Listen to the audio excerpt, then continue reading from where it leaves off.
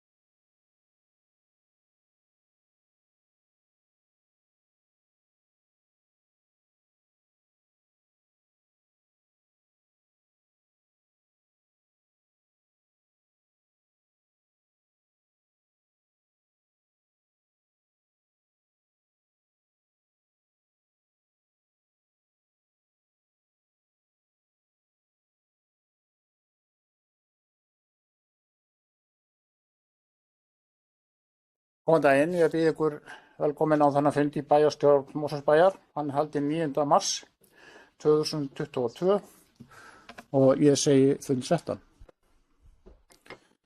Þetta er fundur nummer 800, hvorki meira minna, fundur nummer 800 í bæjarstjórn Mosfellsbæjar. Mér langar bara í örstutta hérna áður en að við göngum til dagskrá og segja hvernig þetta bar að. Við þurfum að fara 35 ára aftur í tímann. Tæplega. Það gerðist 9. ágúst 1987 að Mosfellshreppur varð að Mosfellsbæ og það var haldinn sérstakur fundur, bæjarstjórnarfundur, ekki í Hlégarði. Það var ekki nógu stór, það var að fara í íþróttahúsið Varmás en það var 10 ára gamalt. Þetta er 1987 á miðju sumri, 9. ágúst. Og það sem gerist á þessu fundi, það er haldinn síðasti fundur í hreppsnefnd Mosfellshrepps sem að tegist nú alveg aftur á 19. öld og síðan er honum lokið og þá er haldinn fyrsti fundur í bæjarstjórn Mosfellsbæjar.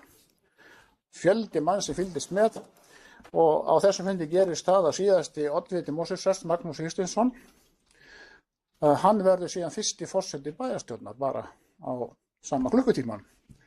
Og bæjarstjórnin sem þá satt, Páll Guðjónsson, var hér í hreppnum, eða var sveitarstjóri í Mosfellshreppi, hann verður svo fyrsti bæjarstjóri. Þetta var skemmtilegu dagur og mikið hér gleði hérna alveg hér í Hlégarð, ef ég maður rétt. Ég vildi nú bara rifja þetta upp hér í upphafi fundar. Það eru sem sagt búið að halda, eða þessi fundur sem er að hefjast núna, hann er númer 800. Margt hefur verið gott á þessum 800 fundum. Nú, en svo að venju ætla ég að áður en ég göngu til dagskrá, ætla ég að fara svona í stóru dráttum yfir dagskrána. Það eru 2 fundargerðir frá bæjarráðið, við erum nú vön því að fjallum þær. Síðan koma 3 fundargerðir frá nefndum bæjarins. Það er menningar- og nýsköpunarnefnd, fundargerð frá þeirri ágætu nefnd, síðan fundargerð frá fræðslunefnd og loks frá skipulagsnefnd. Síðan í þriðja lagi eru 6 fundargerðir til kynningar, svona úr ýmsum áttum. Við tökum það síðast á dagskrá. Þá er ekkert að vanbúnaði, við förum hér í fyrsta mál á dagskrá sem er fundargerð bæjarráðs Mosfellsbæjar. Það er fundur númer 1524. Þessi fundur var haldinn 24. febrúar og 5 mál á dagskrá og ég gef orðið. Bæjarfundur Ásgeir Sveinsson hefur beðið orðið. Gjörðu svo vel, Ásgeir.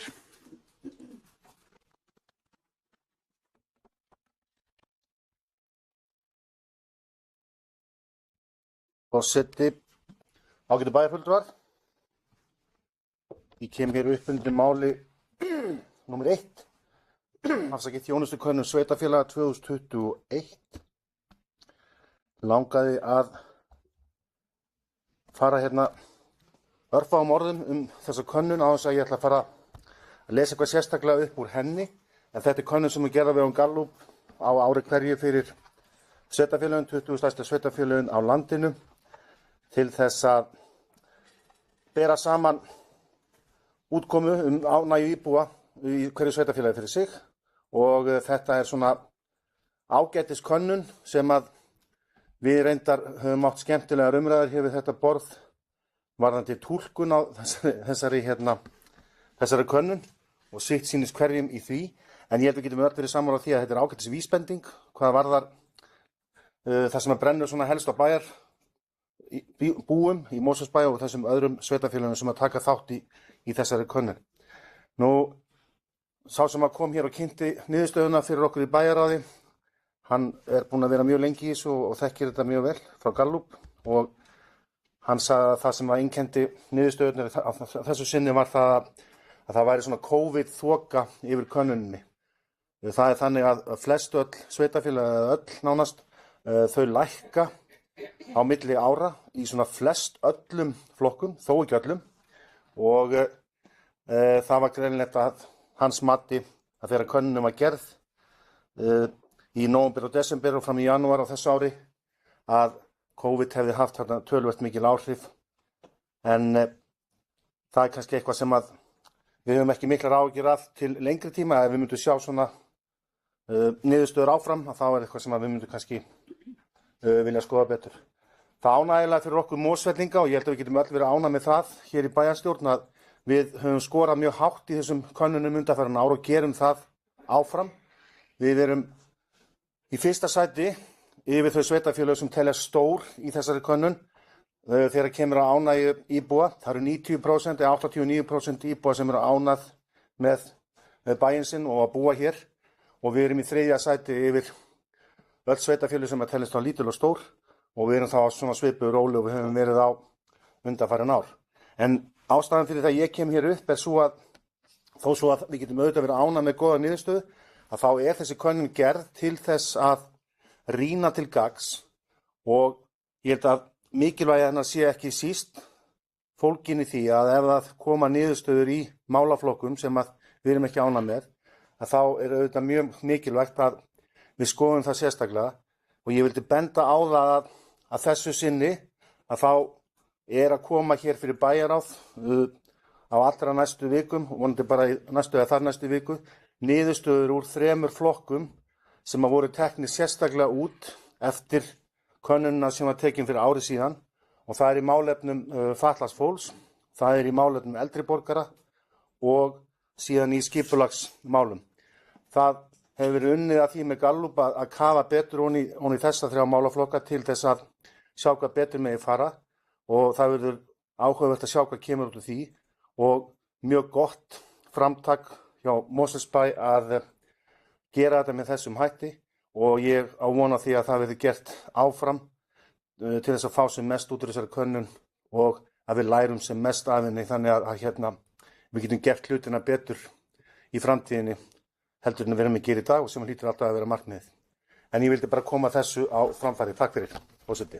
Já, þá tekur næstu máls bæjarfulltrúi Sveinn Sigurðsson og ræðir þetta sama mál. Fyrsta mál á dagskrá bæjarráðs heitir þjónustu könnun sveitarfélaga 2021. Gerðu svo vel, Sveinn Sigurðsson? Takk fyrir, forseti. Þakka núna oddvita sjálfstæðismanna sem tekur vantilega við hérna sem forystumaður sjálfstæðismanna á nýju kjörtímabili ef allt gengur fram sem horfir. Ef við erum að átta okkur á einu hérna í tengslu við þetta, já, það er þoka COVID yfir þessari könnun, það er rétt. En maður sér það til dæmis í málefnum fatlaðra, þá ef þetta orðið bara ítrekkað, núna er það undir landsmeðaltali og hefur verið bara ekki gott síðustu ár. Og ég velti fyrir mér síðasti ræðumaður nefndi það að það væri að taka þessi mál sérstaklega fyrir að skoða þetta og rýna til að fá í raun og veru að vita hvar við getum gripið niður og bætt þessa þjónustu. Það er bara hið besta mál og það er mjög brýnt að fatlaðir og þeir sem að þurfa þessu þjónustu að halda fara að svara þannig að maður getur fengið svona tilfinningu fyrir því að við séum að bæta eitthvað gagnvart þeim. Það er löngu tímabært. Nú síðan önnur mál, það var hérna, við erum undir við landsmeðaltali í menningamálum og ég horfði til forseta í þeim efnum. Hvað veldur að við erum einhvern veginn dregist aftur úr, þetta er þessi menningabær að við erum undir landsmeðaltali hjá okkar íbúðum hvað þennan þátt varðar. Nú síðan er síðustu hluti af þessari könnun sem að, og við mögum ekki gleyma því, fullt af þáttum þetta sem er mjög góð. Það er einnig viðbót sem langar að minnast á, það er samskipti við bæinn. Það virðist þurfa að manna betur einhverja þætti hérna hjá bænum sem verður til þess að það er bara vera óánægja með samskipti við einhvers konar tafir eða einhvers konar afgreiðslu sem að mættu hraða.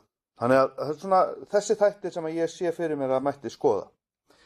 Nú, hvað þjónustu telur þú að sveitarfélagið þurfi helst að bæta? Og ég ætla að telja bara um 4 liði hérna. Það eru samgöngumálin, 14% fyrir spyrjanda telja að þurfa að bæta samgöngumálin í bænum. Síðan koma 13% með endurvinnslu og sorphirðumál sem eru umhverfisþátturinn í þessu máli. Svo kemur skólamálin, 12% telja að þurfa að bæta grunnskólamálin og svo 12% einnig íþrótta- og tómstundamál. Þetta eru efstu 4 atriðin. Þannig að ég held að það sé heilmikið úr að moða í þessari skýrslu til þess að svara og bæta og koma fram með einhverja áhugaverða stefnu næstu ára til þess að ná árangri á þessum sviðum. Þá tekur næstandi máls bæjarfulltrúi Kolbrún Þorsteinsson. Velkomin. Já, takk forseti. Kem upp undir þessu sama máli, númer 1, varandi þessa sem fjallar niðurstöður úr þessari árlegu Gallup-könnun sem er gerð hér í okkar ágæta sveitarfélagi og mjög mikilvægt að fá þessar niðurstöður inn á okkar borð til að og meta og skoða hvar við erum að fara upp og hvar við erum að fara niður og það er náttúrulega okkar hlutverk er að náttúrulega reyna að bæta þjónustuna og verkefnin eins og hægt er og þess vegna náttúrulega sittum við hér öll við þetta borð. Mér langar kannski til að nefna fyrst það sem að ég vil benda á er að við erum að fara kannski þeim málaflokki sem að mig varðar einna mest að það er sem sagt skólamálin og það er mjög ánægjulegt að sjá að við erum að fara upp þar við þjónustuna. Það er náttúrulega búið að ganga mikið á, það verður reynt mikið á allar innviði okkar í okkar sveitarfélagi síðastliðin ár og ég er einstaklega ánægð með að sjá að þar eru ánægjan að fara upp og þá mest þá í sem sagt bara ánægður. Það er að spurtur ánægður og síðan er það hvorki né og allt þetta en ánægjan er að aukast með skólana og ég vil bara benda á það sérstaklega og fagna því og vona að við séum svona komin á beinu brautina aftur eftir margra ára hvað að segja, bara verkefni, þetta var verkefni að leysa að þegar við áttum að vorum að taka á móti stórum hóp af barnafólki og fjölgunin varð mikil og það voru ár sem að mætti einna mest á þessu sveitarfélagi með önnur sveitarfélög á landinu. Þannig að ég vil benda á það sérstaklega að ánægjan er að fara upp þar og varðandi, ég held að sé líka einnig þjónusta við barnafjölskyldur, þar eru við líka yfir meðaltali, við erum yfir í meðaltali í mjög flestum flokkum.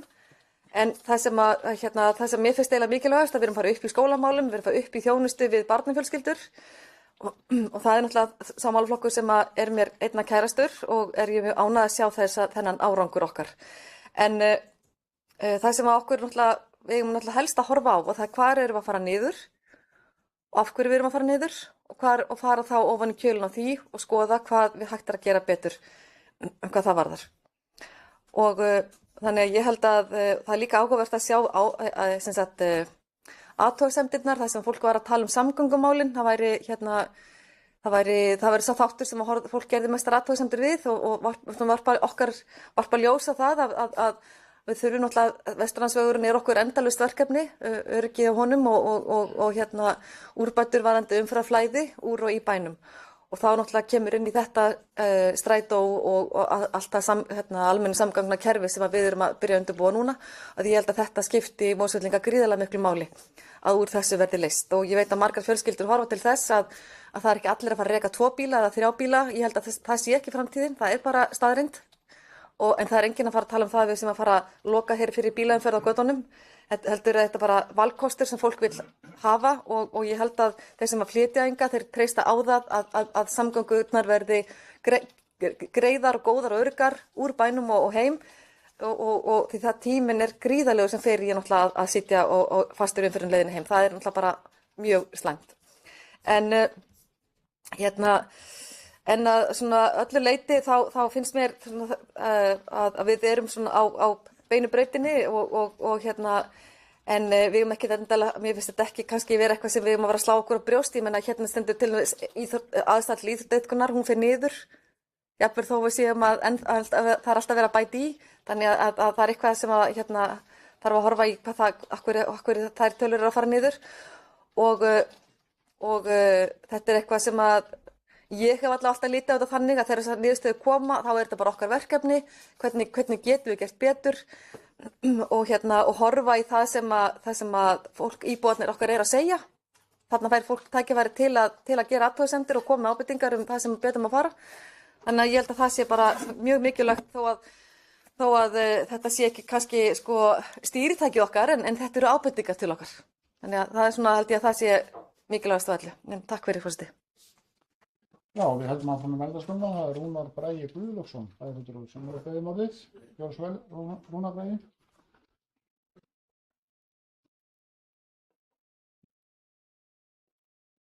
Forseti, bæjarfulltrúar, það er sama mál. Langaði aðeins að ræða hér af því það kom hér fram hér í þessari pontu áðan að varðandi fatlaða í könnuninni. Fatlaðir einstaklingar sem að hingað hafa flutt til Mosfellsbæjar hafa fjölgað töluvert í Mosfellsbæ. Ein af þeim ástæðum fyrir því að þeim hefur fjölgað er að það hefur verið orðsporið hér í Mosfellsbæ hefur verið með þeim bestu sem að getur í þjónustu fyrir fatlað fólk. Það er búið að gera gríðarlega mikla lyftistöng hér fyrir á sviðinu hér, fjölskyldusviðinu, til að þjónusta þennan málaflokk og hér hefur sannarlega verið mikið af fólki sem er flutt hingað vegna þess að þjónustan hefur verið góð. Þannig að ég vil eindregið mótmæla því ég ætla ekki að mótmæla því sem kemur fram í þessari könnun, en auðvitað svarhlutfallið 430 manns og eins og við vitum að þá er auðvitað verið að svara bæði þeir sem að nota þjónustuna og þeir sem nota þjónustuna ekki, en allavega staðreyndirnar eru þær að þeir sem hafa nota þjónustuna og vita sé að hafa hér verið mjög ánægðir. Þá tekur til máls öðru sinni Sveinn Óskar Sigurðsson, bæjarfulltrúi, gjörðu svo vel fyrir okkar. Þjónustukönnun sveitarfélaga 2021. Það er titill málsins. Forseti.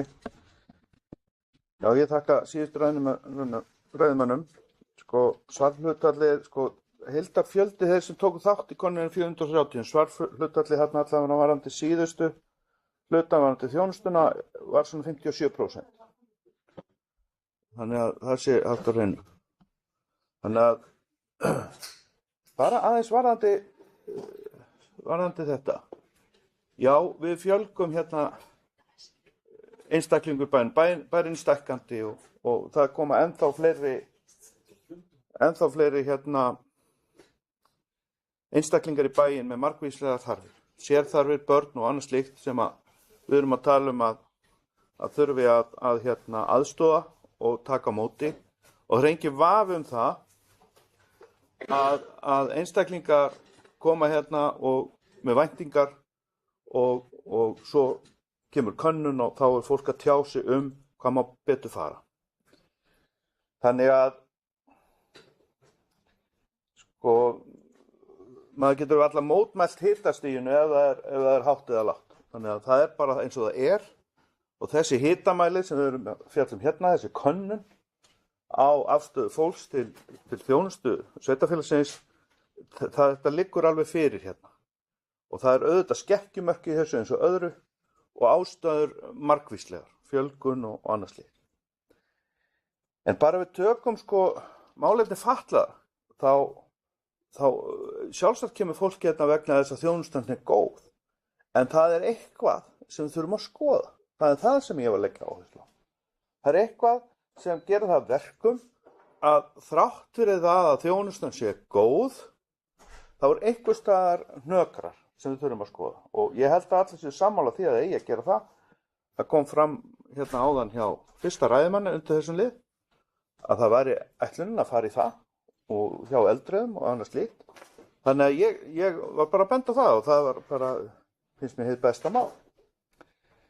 En þegar litið er á þessa könnun varðandi þjónustuna og hvaða þjónustu telur þú sveitarfélagið þurfi helst að bæta, að þá tekið hérna saman 3 ár. Það er kosningaárið 2018, síðan 2020 og 2021. Og hér erum við að tala um 2021. Þjónustu við börn og barnafólk árið 2018, þá voru 3% sem töldu það væri mikilvægt að bæta. 2020 voru það 2%, þessi er greinilega mjög ánægð, en svo 2021 kemur það upp í 8%. Hvað er þetta? Er þetta COVID, áhrifin? Ég kann ekki að skýra það.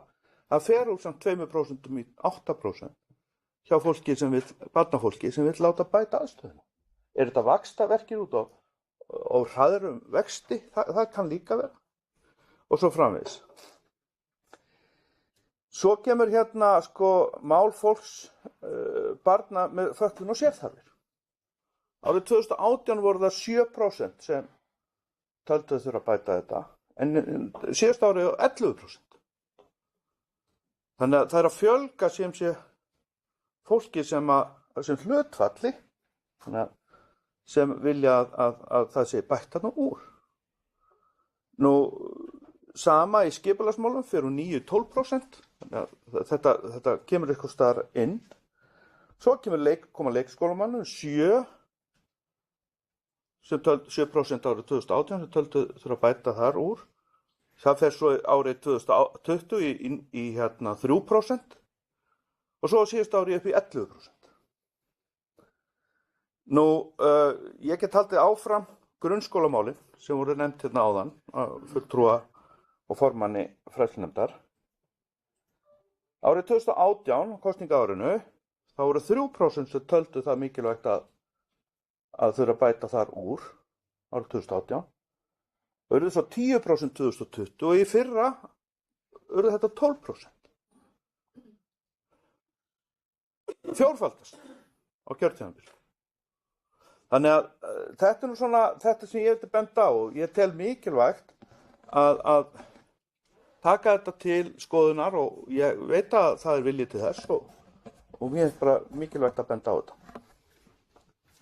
Já, Anna Sigríður Guðnadóttir bæjarfulltrúi hefur beðið orðið um þetta sama mál. Gjörðu svo vel, Anna Sigríður. Takk forseti. Já, ég ætla ekki að setja á langa ræðu um þjónustukönnunina. Ég ætla að benda á að ég kannski bara benda á gamlar bókanir og gamlar ræður. Þessi könnun, ég er auðvitað fegin að heyra það og fólk ætlar að nota þetta til úrbóta, en þessi könnun hún bara segir okkur ekki neitt. Og þegar við að tala um að svo og svo margir þeim sem sagt líki við Mosfellsbæ sem stað til að búa, auðvitað við búum hérna. Og jafnvel þó ég hafi þurft að þola það að Sjálfstæðismenn og Vinstri grænir hafi verið hér í stjórn frá 2002, þá finnst mér samt gott að búa hérna. Og vil ekki búa annar staðar. Svo er sem spurningar eins og, það er eitthvað spurning hérna, eitthvað þínu nágrenni við heimilið þitt. Hvað er verið að spyrja? Er verið að spyrja um garðinn hjá nágrannanum eða hvað, hver er spurningin í þessari könnun? Og svo er það skipulagsmálin. Þetta er algjörlega út, þetta er svo loftkennt að þetta segir okkur ekki neitt. En hins vegar ef fólk ætlar að taka marka á þessu, og ég ætla að lýsa ánægju með að fara í þetta verkefni til að kafa dýpra, ef fólk vill eyða peningum í þetta sem ég er á móti, ég vil að við notum þessa könnunarpeningi að gera markvissar kannanir afmarkaða þætti þjónustu bæjarins, en það er algjört grundvallaratriði, það er ekkert að koma hérna upp í pontu og þylja upp það sem er gott, en ákveða ætla svo ekki að taka mark á niðurstöðum eins flokks, vegna þess að hann er bara miklu betri heldur en könnunin segir, eins og hér einn bæjarfulltrúi kom í pont áðan. Og ég gat ekki skilað hann öðruvísi en þannig að það væri bara ekki að marka svörin varðandi þjónustu við fatlað fólk, það væri bara ekki að marka þau, þess að þjónustan væri bara mikið betri heldur en könnunin gefur til kynna. Annarkvort tökum við marka á þessu, eða við tökum ekki marka á þessu. Það er bara þannig, það er ekki að velja úr mismunandi þætti í könnuninni. En mér finnst gott að búa í Mosfellsbæ og ég ætla að halda áfram að búa í Mosfellsbæ. En svo sjáum við bara til þetta kosninga hvað gerist. Þátt einhvern restur til Mosfellsbæ Lóðvísa Jónsdóttir, Jónsdóttir Lóðvísa. Fyrir, forseti og getur bæjarfulltrúar. Ég ætla nú að taka undir það sem að bæjarfulltrúi Anna Sigríður sagði hérna áðan með marktæki þessarar könnunar eða hversu marktæk könnunin er.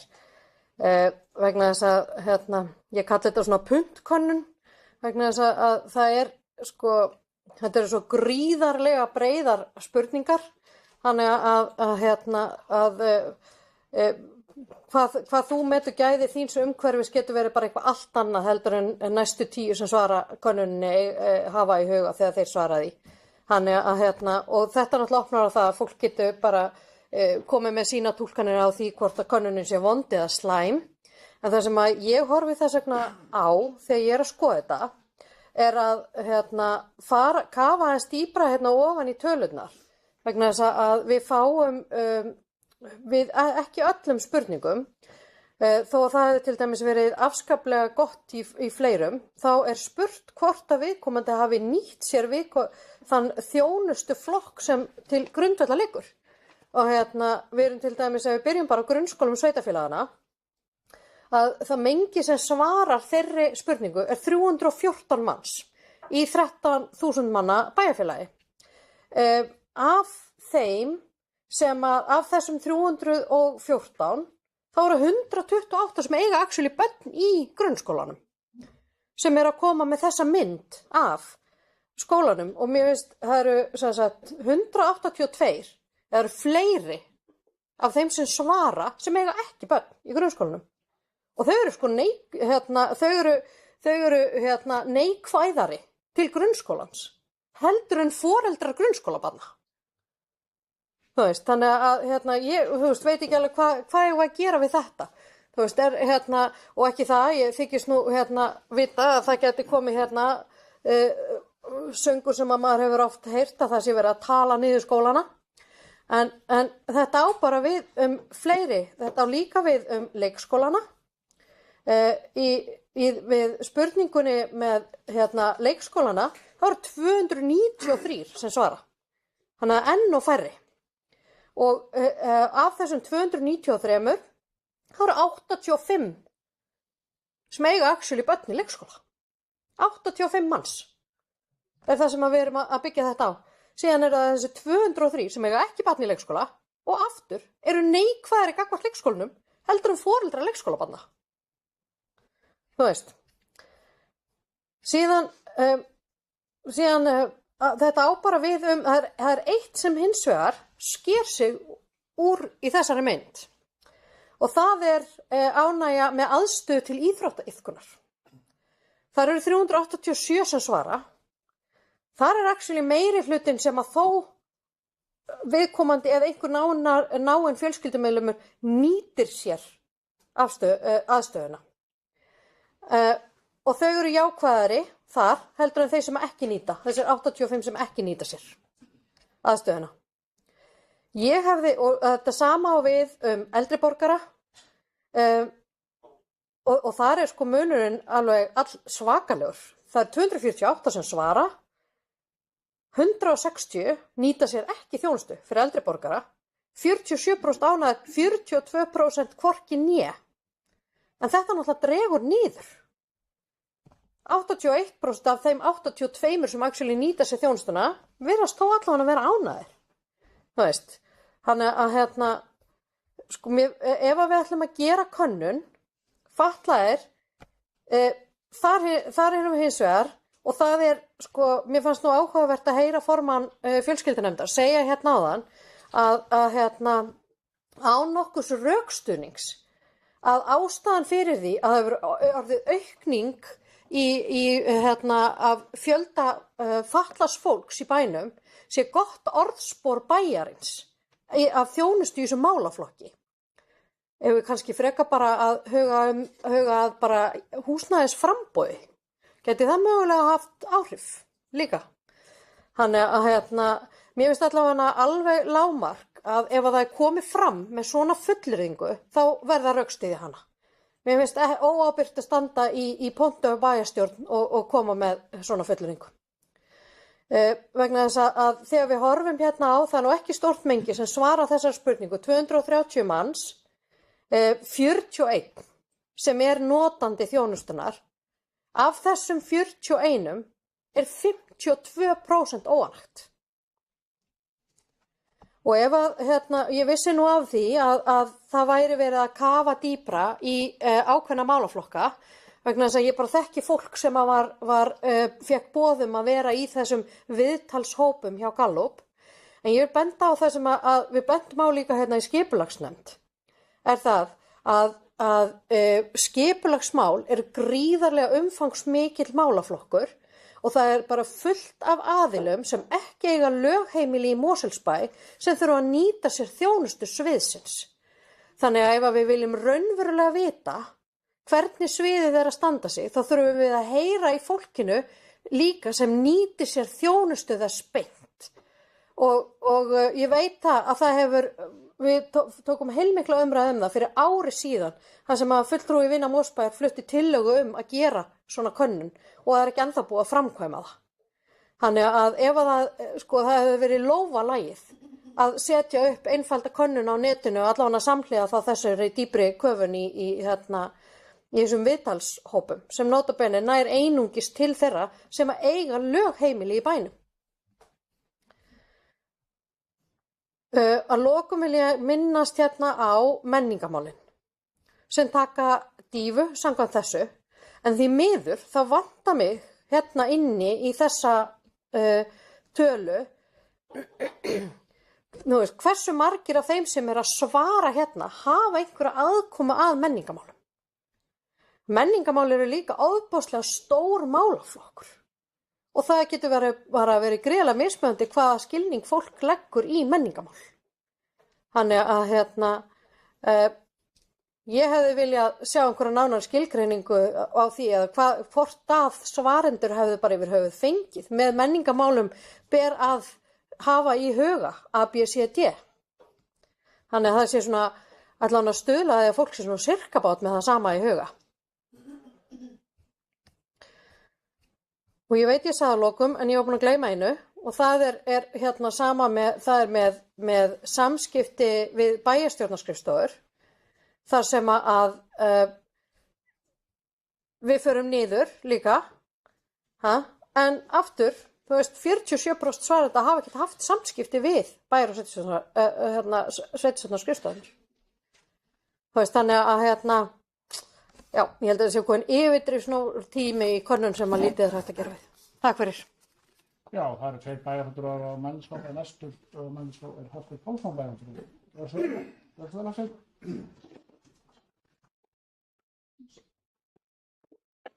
Forseti, síðasti ræðumaður var að kafa dýpra onni tölurnar og það er einmitt það sem þarf að gera þegar að vera að fá kannanir sem þessar og þetta er tól og tæki fyrir bæði starfsmenn, einstakar nefndir, bæjarstjórn og alla sem að málum koma til þess að rýna nánar onni og læra af og skoða hvað er hægt að gera og síðan hægt að taka þá ákvarðanir í einstökum málaflokkum að kafa dýpra í málin byggt á því sem kemur þetta fram og það er náttúrulega alltaf athyglisvert að þegar að fólk er alveg hundóanægt með einhverja þjónustu og það hefur aldrei nýtt sér hana og þekkir hann ekki á nokkurn hátt. Það er mjög athyglisvert þegar að það er niðurstaðan þegar að fólk tekur þátt í skoðanakönnunni. En fyrst og síðast þá er þetta tæki fyrir okkur til þess að nýta þetta. Vissulega er ánægjulegt að sveitarfélagi komið framalega í niðurstöðinni en það þýðir ekkit endilega að við að vera bara róleg og ekki nýta okkur það sem kemur þarna fram og það hefur ítrekað verið gert undanförnum misserum að nýta þessar kannanir til þess að kafa dýpra ofan í einstaka málaflokka og hvort að það þýðir að það sé hægt að skora betur strax í næstu könnun eða þarnæstu eða hvað, en það er þá hægt að fá dýpri skilning á því hvað er verið að tala og átta sig á því hvað þeir sem að tóku allavega þátt í könnuninni er að tala um og fá dýpri skilning. Og nú menningamálin, ég ætlaði nú kannski bara að nefna það er stutt síðan að var stofnað lista- og menningafélag Mosfellsbæjar og þegar að slíkur selskapur er komin á laggirnar, þá vonandi verður það til þess að lyfta ánægju innan sveitarfélagsins á viðkomandi sviði, að það verði þá vettvangur til þess að efla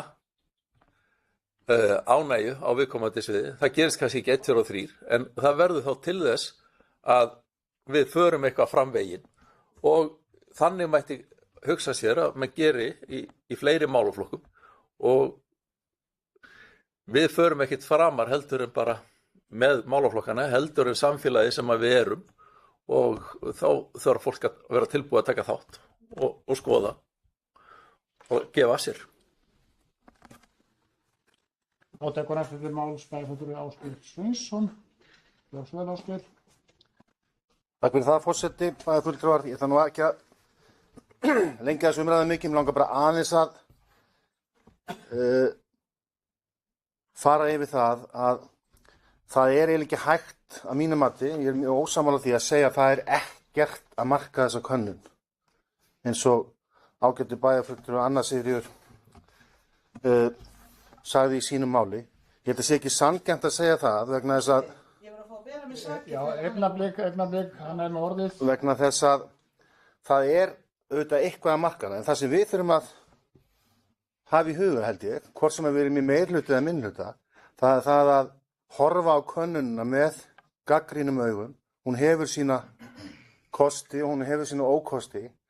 Ég myndi allan tíma mæla með að við myndum halda áfram að taka þátt í þessari könnun, vegna þess að þó að við séum bara að taka 3 málaflokka núna sérstaklega fyrir Mosfellsbær sem að er búið að ræða hér áður, að þá, eins og kom fram í máli Hafsteins Pálssonar, þá nota starfsmenn og sviðin þessa könnun til þessa skoðana alveg til hlítar, og eins og bæjarfulltrúi Lovísa fór hérna aðeins betur hún í tölurnar, þar sem hún var að sýna okkur hvað væri svona þessi mikil skekkja í þessari könnustundum þegar að vera að tala til dæmis eins og notendur og þá sem eru ekki notendur, að það bæði hvað var að skóla, öldrunarmál og kannski sérstaklega leikskóla sem að ég hnaut við, þar sem að við getum verið mjög ánægð með það hér, öll bæjarstjórn, að það er sennilega að fáum stöðum á landinu þar sem að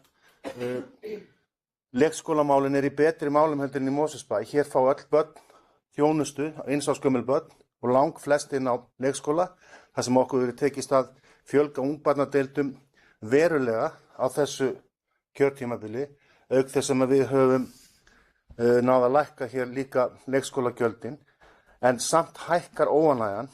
Og hvað skildi kannski vera þá á bak við það? Við sjáum samt sem að foreldrar leikskólabarnanna eru mjög ánægð, en það gæti þá kannski verið þessi COVID-þoka sem að þeir voru að tala um, Gallup-menn sem að standa fyrir könnuninni, auðvitað hökti leikskólakerfið eins og við vitum í COVID-inu, og það kannski litar þá mögulega afstöðu þessa sem að eru óánægðir. Síðan, ef við tökum bara eitt máli viðbútt, ég ætla ekki að vera lengi að þessu, ef við tökum menningarmálin, það minnkar ánægjan með menningarmál. Hvað ætli sé á bak við þau svör? Það er búið að vera að loka fyrir menningarmálin í 2 ár á Íslandi. Eina menningin sem hefur farið fram, hún hefur þó verið í Mosfellsbæ, þar sem Helgi hefur verið hér Björnsson helgar niður í Hlégarði lengst af með menningu í sjónvarpi. Annað hefur verið lokað. Það hefur ekki verið hægt að halda nema menningarviðburði. Allir fólk sé þá svona rosalega ánægt með menningarmálina því það var akkurat ekkert að gerast. Þannig að ég held við þurfum að horfa á þetta með svona gaggrínum augum, og ég tel að það sé heilmikið að marka þessa könnun, og auðvitað er að marka það að 90% af þeim sem að taka þátt eru ánægðir með að búa í Mosfellsbæ. Og það er ekkert að því þessu ánægðir með garðin hjá nágrannanum eitthvað. Þetta gefur okkur auðvitað vísbendingu. Það er fullt af öðrum sveitarfélögum sem eru með miklu lægra skor heldur en við erum búin að vera með undanfarin mörg ár.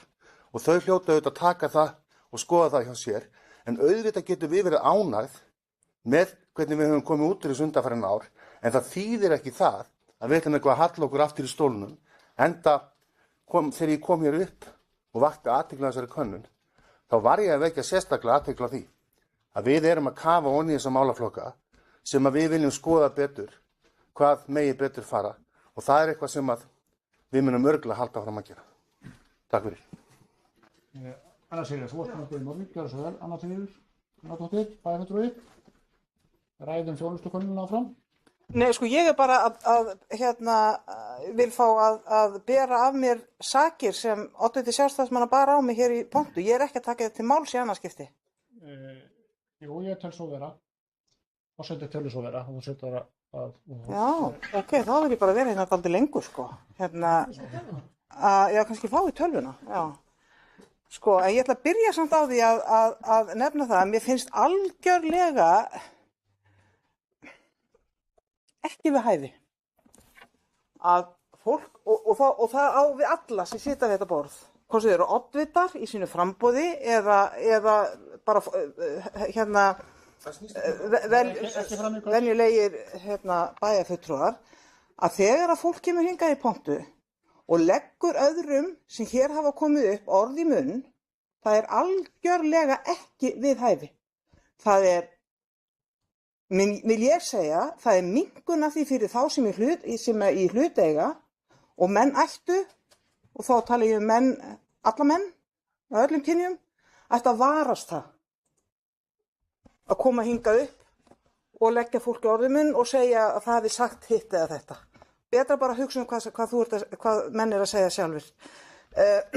Svo langar mig aðeins að fyrst að forseti vill endilega að ég taki til máls í annað skipti, að þá langar mig að þó ég hafi ekki ætlað að tala lengi þessa könnu, ég hef svo oft gert það í gegnum árin, en þá langar mig bara til þess að ítreka það sem kom hérna fram hjá bæjarfulltrúa Lovísu með svörin svo til dæmis varðandi leikskólana. Þetta segir okkur svo voðalega lítið. Við gætum svo auðveldlega tekið sérstakar kannanir hjá foreldrum leikskólabarna og fengið að vita og tekið púlsinn. Ég veit, þó ég eigi ekki börn í leikskóla, þá veit ég að það er unnið gott starf í leikskólum hér og þannig fengjum við betri upplýsingar um það hvað er að gerast í leikskólunum. Og auðvitað er það þannig að ég ætla að leyfa með leyfi forseta þess að hér var farið inn á það áðan, að eitt sem kom hér í pontu talaði að hér fengju öll börn leikskólapláss eins árs. Þá vil ég bara benda á að fólk er eins árs í nærri því ár. Þannig að barn sem var eins árs í febrúar er kannski ekki komið inn á leikskóla núna, en fer væntanlega næsta haust. En ég ætla ekki að gera eitthvað stórt mál úr því, en það þarf kannski vera aðeins nákvæmari þegar verið að segja á hvað aldrei börn komast inn, en það er mjög gott að við skulum hafa getað komið málum þannig fyrir að börnin eru yngri þau komið inn, ekki vegna að ég vilja endur öll börn fara á leikskóla eins ung og mögulegt er, heldur bara skiptir þetta náttúrulega máli bara fyrir foreldrana, að þeir hafi örugga, góða, faglega vistun fyrir sín börn. Þannig að það er sérstaklega ánægilegt. Og því ég bara nenni ekki að tala lengur svo kannum þá ætla ég á pontu núna forseti, en ég hafði samt hugsað mér að vera hérna í korter sko, en ég bara... Já, það er að skoða eftir fundalið og það er eftir fundalið.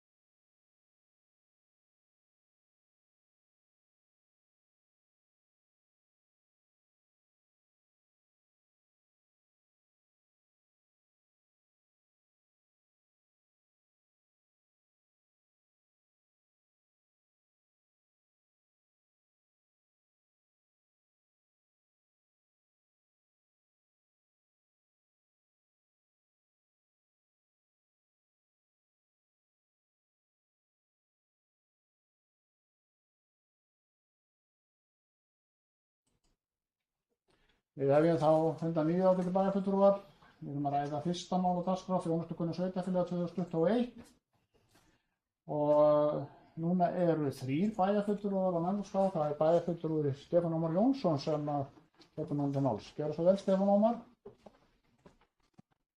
Forseti, ágætu bæjarfulltrúar og tilheyrendur. Já, ég kem hérna upp undir þessu fyrsta máli sem heitir þjónustukönnun sveitarfélaga og hérna ég myndi nú vilja segja það að það er örugglega að finna eitthvað þessari könnun eða þessu könnunarformi eins og það er sett upp, bæði plúsar og mínusar og það var þess vegna forseti sem ég flutti tillögu inn í fagnefndinni minni, skipulagsnefnd, fyrir rúma ári síðan. Þá vorum við að ræða könnunina fyrir árið 2020, vorum við að ræða árið 21. Það var þess vegna sem að ég flutti tillögu það að fara einmitt og kafa aðeins í þessi mál. Sko, ef ég kíkja aðeins yfir síðustu ár, þá hefur stöðullinn fyrir skipulagsmálin, eins og það heita, sem væntanlega forseti skipulags- og byggingarmál, ímynda ég mér, en vegna þess að það er ekkert kannski allir sem gera greinamun á því, tel ég bara skipulagsmál séu skipulagsmálin og byggingamálin og byggingarleyfisumsóknir og bara allt þarna þar á milli. En stöðullinn fyrir skipulagsmál, ef við förum nokkur ára aftur í tímann, hefur verið farið úr 3,6 í 3,2 og þannig að þeir sem að nota þjónustuna, þeir eru með stöðulinn 2,8 og þeir sem nota hana ekki gefa í 3,3. Og það var þess vegna sem ég flutti tillöguna forseti það í minni fagnefnd að við færum onni í þetta. Reyndum að rýna þetta og skoða þetta betur, hvað það væri ekki nóg í mínum huga að segja bara að það eru öll sveitarfélögin svona léleg. Það getur vel verið að einhver önnur sveitarfélög séu jafn léleg og við og kannski aðeins lélegri og einhver kannski aðeins betri. Mér finnst það ekki stóra málið forseti. Stóra málið fyrir okkur að hugsa okkar viðskiptavini. Og þegar ég segi viðskiptavini, að þá það nefnilega þannig að í skipulagsmálunum að þá eru viðskiptavinirnir ekkert endilega með lögheimili í Mosfellsbæ. Sjálfsagt margir þeirra eru þar en margir líka koma utan að. Þannig ef við ætlum að vera alvöru þjónustufyrirtæki þá gerum við könnun meðal viðskiptavina okkar óháð því hvar þeir eiga lögheimilisfesti. Þannig að ég hefði auðvitað kosið forseti að það væri komin niðurstaða úr þessu. Ég lagði það til sjálfur að við myndum fela stjórnsýslunni að fara onni í það og koma með tillögum hvernig við gætum nálgast þetta, hvernig við gætum gert könnun sem væri sérstaklega skipulagsmálin og fengið út hvaða væri raunverulega sem gefur okkur svona lélega einkunn.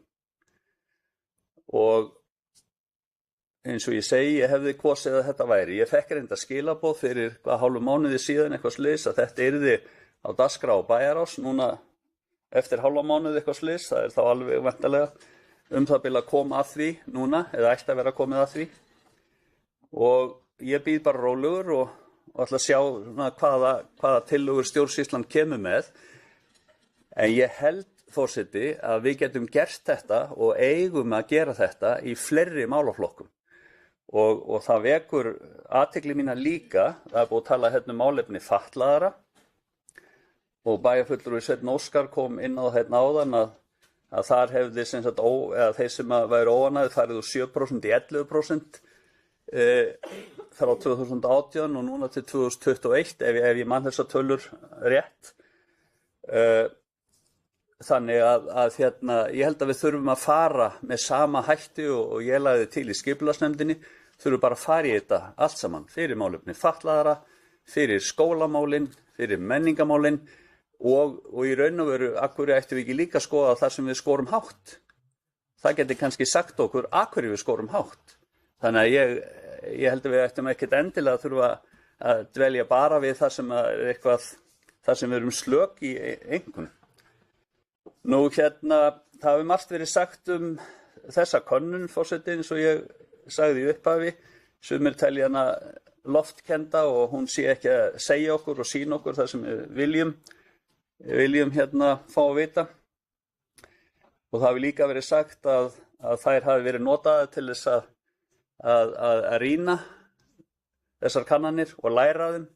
Það hefur þá farið eitthvað fram hjá mér. Ég hef ekki orðið var við það að við höfum gert það með allavega ekki það komið inn á borð okkar hérna. Nú það er eitt í lokin, forseti, til þess að lengja þetta ekki of mikið, að ég vil nefna það að til dæmis Akureyrarbær, ég er nú vitna svolítið í Akureyrarbæ í dagbókarfærslumálum og fleira.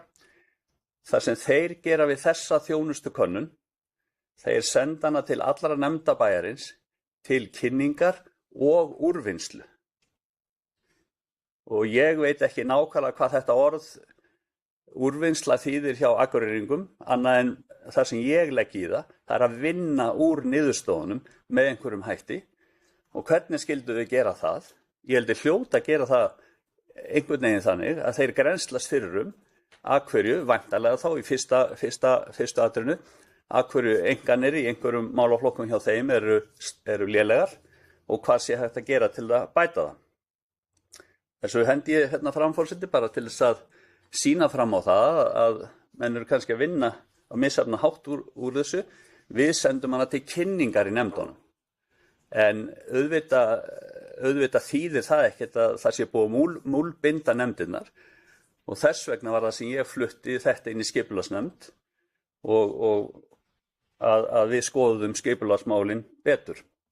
Aðeins, forseti, í restina, þá kemur fram sem sagt á öllum glærum, ef ég hef tekið rétt eftir, þeir sem tóku ekki afstöðu í hlutfalli við þá sem tóku afstöðu. Svo rekst ég á það á blaðsíðu 44 í sambandi við sem sagt, það er spurt hvert að menn hafa átt samskipti við bæjarskrifstofur, að þar sem sagt eru 430 sem að svara, ef ég lesa þetta rétt, og sem sagt, og af 49% af þessum 430, rétt bara helmingurinn, 214 einstaklingar, voru ekki spurðir þetta atriði. Þannig að þetta er einhvern veginn alveg öðruvís en með allt hitt. Ég er svona bara hendið þessu fram, ég veit ekkert að hverju þetta er svona, en ég er svona datt þetta. En forseti, bara að lokum, ég held að við eigum að gera kannanir til þess að læra þeim. Við eigum ekki að vera með stærilæti ef einhverjum er góð, en við eigum að bregðast við ef hún er léleg. Já, þá er þrír á mælaskrá, Lóvísa Jónsdóttir næst. Bara árétta það sem að bæjarfulltrúi Stefán Ómar nefndi hérna. Niðurstaða bæjarráðs sem við greiðum atkvæðum eftir það svo að senda kynningar í fasta nefndum. Sem eru 7 talsins. En Lóvísa, skil svo. Takk fyrir. Já, ég hef fengið athugasemd það út en á bæja við séum greinilega mjög fróðum kannanir. Það sem að okkur séð að fara slagja tala um þetta í klukkutíma. En mig langar að minna hérna á, fyrst að af þeim upplýsingum sem hefur komið hérna fram frá bæjarfulltrúa og meirihluta, að þá er rýni starfsfólk hér mjög í þessar niðurstöður, sem ég veist í sjálfu sér bara hið besta mál, en þau sjá þá betur en ég eitthvað úr þessu, því að ekki er þetta mjög ítarlegt það sem fram kemur. En ég vil hins vegar benda á það að bara strax í upphafi þessa kjörtímabils þá fluttu Viðreisn tillögu það að við myndum taka hér í bæjarfélaginu upp vísitölu félagslegra framfara, sem þýðir það að við erum á hverjum einasta tíma að mæla hvernig sú þjónusta sem að við erum að veita er að nýtast og hvernig fólki líkar við hana. Það er ekki tekin einhver stikkpröfa einu sinni ári, heldur er þetta bara jafnt og þétt, þannig að við séum ekki bara með fjárhagslega mælikvarða, við erum raunverulega með félagslega mælikvarða á íbúana sjálfa hvernig við erum að nota peningana þeirra og hvort að peningarnir þeirra, íbúana hér, séu að skila sér í góðri og bættri þjónustu til þeirra sjálfra. Ég get ekki séð að við getum séð það úr þessari könnun, en ef að við færum nú út í það að fara í svona verkefni þar sem þetta mælt í jafnóðum, þá værum við mjög fljótt komin mjög sterkan og góðan gagnagrunn sem raunverulega sýnd okkur hverju peningarnir okkar að skila okkur. Takk fyrir. Það tekur næst til máls bæjarfulltrúi Kolbrún Þorsteinsdóttir. Gjörðu svo vel, Kolbrún. Já, takk forseti og áfram þessa Gallup-könnun. Sko, já, ég vil náttúrulega byrja því að taka það fram að þeir sem voru kannski að detta inn í þetta þessar Gallup-könnunar umræður okkar bæjarfulltrúa, að þá náttúrulega það enn og aftur mjög ánægjulegt að hvað við erum að koma vel út svona á heildina litið. En það sem ég vil segja, þetta svona þetta yfirborðskönnun, það ekki kafa djúpt ofan í eitt eða neitt, en þar sem að við erum að koma illa út og vera út með við landsmeðaltal, það sjálfsögðu köfum við ofan í það. Og þessi könnun búin að koma inn á borð, þetta bæjarstjórnarborð síðastliðin 8 ár sem ég hef setið við þetta borð og 4 ár áður þegar ég var varabæjarfulltrúi. Og ég held að það hefur verið kafan ofan í niðurstöðurnar. Ég man þegar við höfum komið sérstaklega og komið illa út varðandi einmitt málaflokk fatlaðra, málaflokk aldraðra, þá hefur verið kafað ofan í það og mér finnst það mjög alvarlegt að við sem að lækka í þjónustu við fatlað fólk. Mér finnst það alvarlegt að því að við höfum hingað til bara verið einstaklega, við höfum bara fókuserað mjög mikið á þennan málaflokk, þannig að það náttúrulega, þetta bara hlutir sem við þurfum bara að kafa ofan í og við látum ekkert svona, við kaupum ekki þessar niðurstöður frá Gallup, sveitarfélagi, til að gera ekkert við þær. Það bara þannig. Og þetta langt frá því að vera einhver langt besta leiðin til að kafa ofan í hvernig okkur gengur í þessu bæjarfélagi, þetta langt frá því. Og það sem að bæjarfulltrúi Lovísa var að tala áðan náttúrulega þekkt og ég veit að til dæmis að Kópavogsbær að nota þetta, þessi mælaborð og fleiri sveitarfélög farin að nota þetta. Þannig að það bara önnur leið og eflaust miklu ítalegri og það. En það sem ég ætlaði að helst að nefna núna varðandi skólana, að því að það eru gerðar kannanir í skólum. Það eru foreldrakannanir, það eru skólapúlsinn og alls konar kannanir sem eru gerðar á hverju ári í skólunum okkar. Og það eru gerðar kannanir á meðal foreldrar leikskólabarna sem að foreldrar svara spurningum. Það eru virkilega kannanir og það eru niðurstöður sem að skólarnir vinna eftir og fara eftir að einhverjar ónægju raddir heyrast eða eitthvað slíkt. Þetta yfirborðskendari könnun, en hún alveg að segja okkur eitthvað. Við höfum alltaf að taka mark á henni. Og það svona ýmist hvernig fólk tala hvort þetta marktækt eða ekki, eða hvort við eigum að hlusta á þetta ekki, eða hvort við eigum að hætta að kaupa þetta ekki. Við eigum allan daginn að halda fram að kaupa þetta, við eigum allan daginn að sjá og við viljum bera okkur saman við önnur sveitarfélög. Og við höfum bara verið óhrædd við það Mosfellingar að gera það vegna þess að við höfum á heildina lítið komið vel út, en ég tek algjörlega heilshugar undir það að við höfum ekki einhver stærilæti að koma vel út í einhverjum málflokkum og halda það að við séum einhver best í heimi þar. Það getur bara ekki verið með við þensluna og í okkar sveitarfélagi undanfarin ár. En við getum þó bara okkur að brjóst með það að með við þensluna og með við allt álag á öllum innviðum, þá erum við þó að koma þetta vel út og það lítur að segja eitthvað. En málaflokkar eins og málaflokkur fatlaðra, málaflokkur aldraðra, að ég veit að við viljum gera vel í þessum málaflokkum, þetta er okkar viðkvæmustu hópur, þá er ég ekki að tala um aldrað fólk sem þarf verulega mikla aðstoð. Það er allt annar hópur heldur en sækir hér íþróttir og ávísanir og vill gera vel og njóta þess að vera saman. Við erum með miklu stærri hóp sem er lokaðir á heimilum, inn á hjúkrunarheimilum og annar staðar sem að þarf að þjónusta miklu betur. Þannig að þessi könnun er alltaf að segja okkur eitthvað. Við erum alltaf að taka mark á henni, við erum að kafa ofan í það niðurstöður sem við erum höfum ágjur af. En jafnvel í málaflokkum sem við gerum vel líka við höfum alltaf reyna að gera betur. En þessi málflokkar eru þetta er stóru málflokkarnar okkar. Við eigum alltaf að taka mark á þessu, við eigum alltaf að sko hvað ofan í hvað við getum gert betur og sérstaklega og eins og hefur verið gert varðandi málflokk aldraðra og fatlaðs fólks. Það hefur verið farið og verið teknað saman rýnihópar og verið kafað ofan í þetta betur en það er ekkert víst að niðurstöður úr þessum rýnihópum hafa komið hingað inn á borð. Heldur það starfsfólki á sviðunum sem að vinna með það. Þannig að ég held að það sé þannig sem það er gert. Þannig að við skulum bara, kannski ég síðustum á mælandaskrá varðandi þessi könnun. Þetta er alltaf spennandi, þetta er alltaf áhugavert að fá þessar niðurstöður og ég ætla bara að vona að okkur farnist vel á næstu árum og við fáum áfram góða niðurstöður og við höldum áfram að gera vel í öllum málflokkum og vera óhrædd í að horfast í augu við það sem kemur ekki nógu vel út. Og ekki vera að tala það að búa til einhverjar ástæður fyrir því að við séum ekki koma vel út. Við eigum bara, þetta eru bara niðurstöður, við eigum að horfa í það, búa til rýnihópa og kafa ofan í það hvað við getum gert betur. Takk fyrir. Það er Hafsteinn Pálsson sem er á mælaskrá núna. Gjörðu svo vel, bæjarfulltrúi Hafsteinn. Forseti,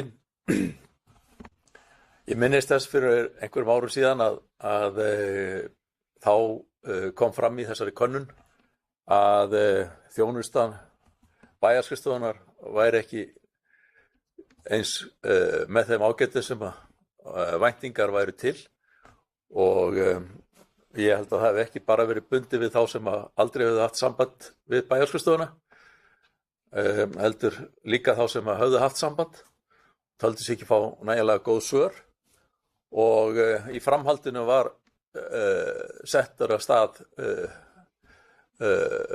athuganir og rýni til þess að skoða hvað væri hægt að gera að bæta samskiptin þannig, og viðmóti við þá sem að væri að sækja hingað þjónustu og þá voru gerðar skipulagsbreytingar hér í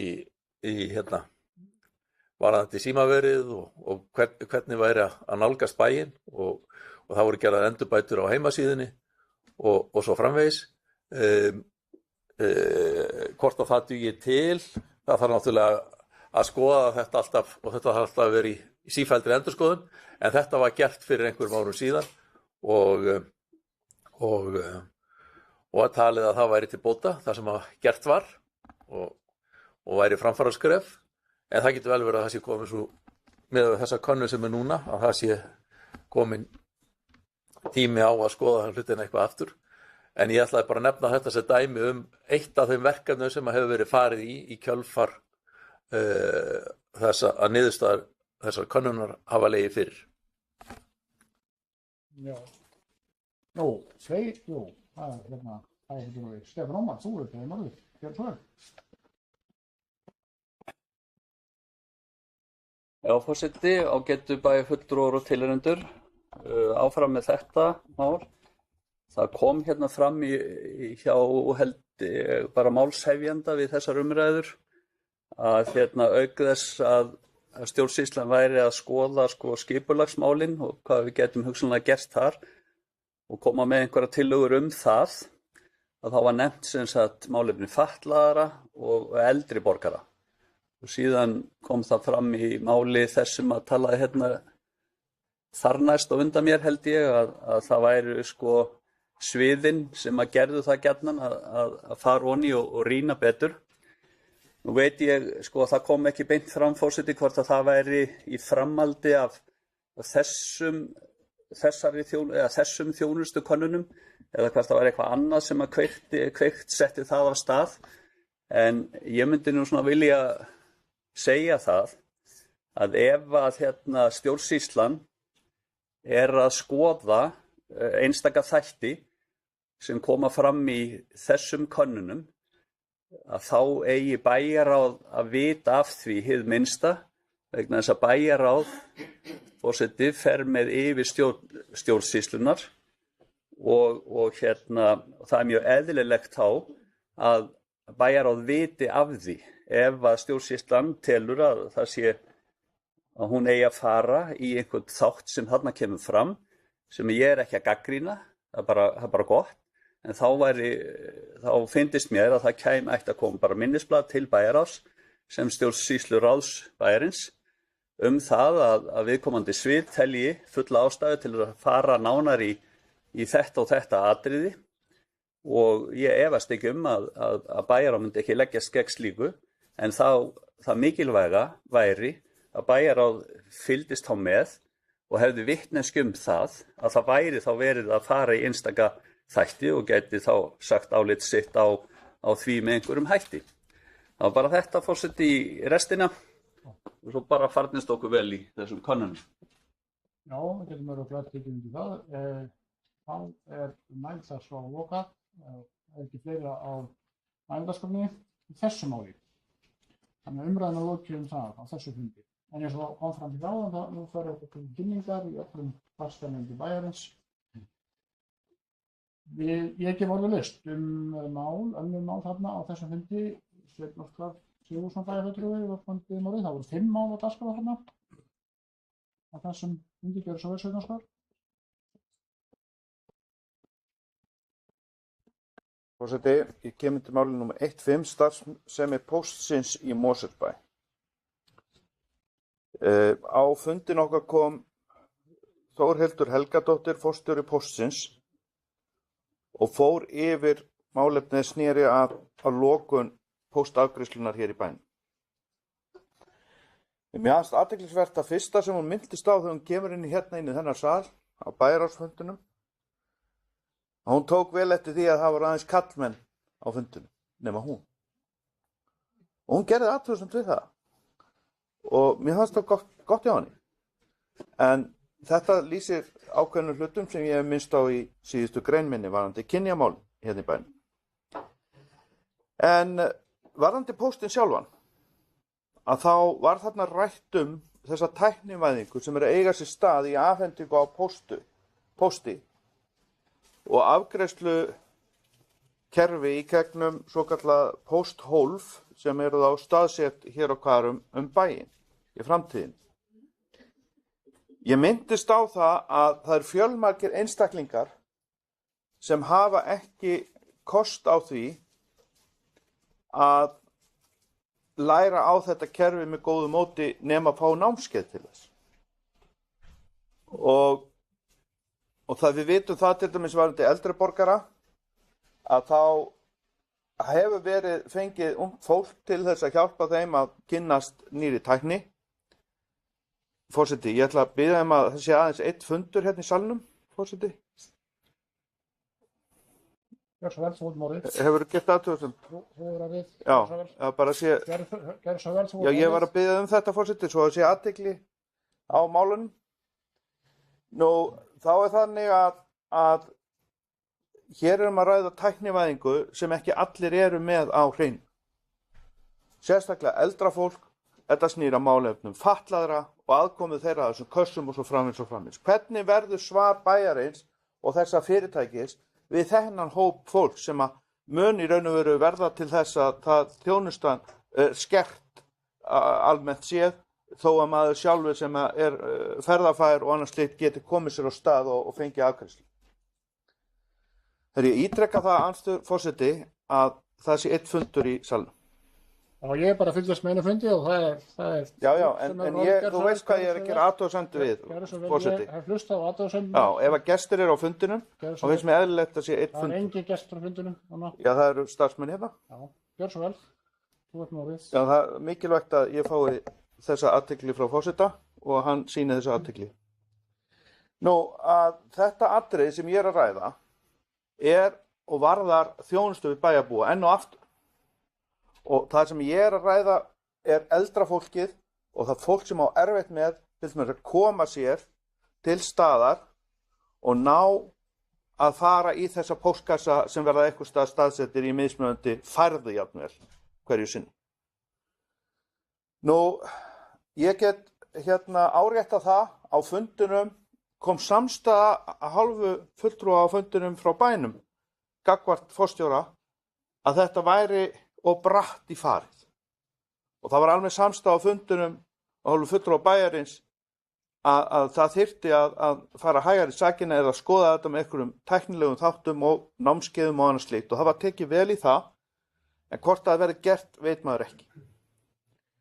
Þannig að mér finnst innboðið að bærinn finni leiðir til þess að kalla eftir frá þessu fyrirtæki, með fullu virðingu, þetta nú opinbert hlutafélag, nákvæmlega eins og Ríkisútvarpið, sem að auka, minnka þjónustustigið en kannski auka það á tæknisviði.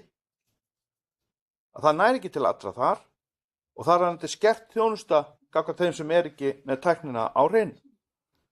Og það sem ég finnst skipta máli þarna að bærinn og fulltrúar frá hálfu bæjarins tryggi það að þetta opinbera hlutafélag komi á móts við þá sem eiga erfitt með að aðlagast þessu kerfi með einhvers konar námskeið.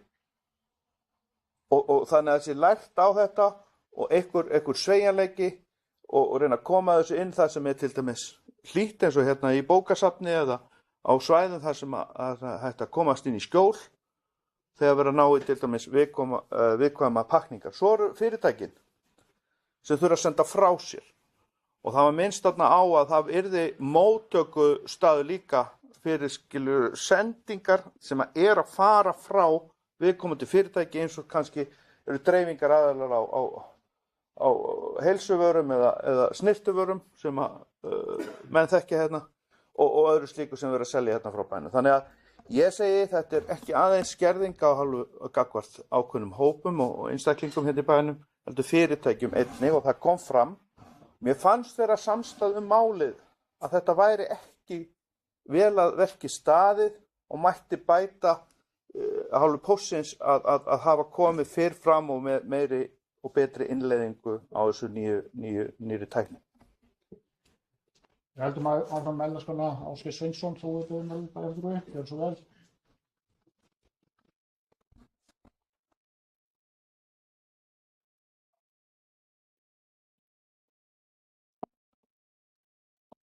Og seti bæjarfulltrúar, já, ég kem upp undir sama máli 1.5 undir bæjarás, starfsemi póstsins í Mosfellsbæ. Þetta hárrétt sem að kom fram hjá Sveini Óskari og hvernig hann rakti ágætlega þennan fund sem að forstjóri póstsins mætti á. Það var algjör samstaða fannst mér, ég sammála því, samstaða það í bæjaráði að að reyna að brýna póstinn til þess að koma eitthvað til móts við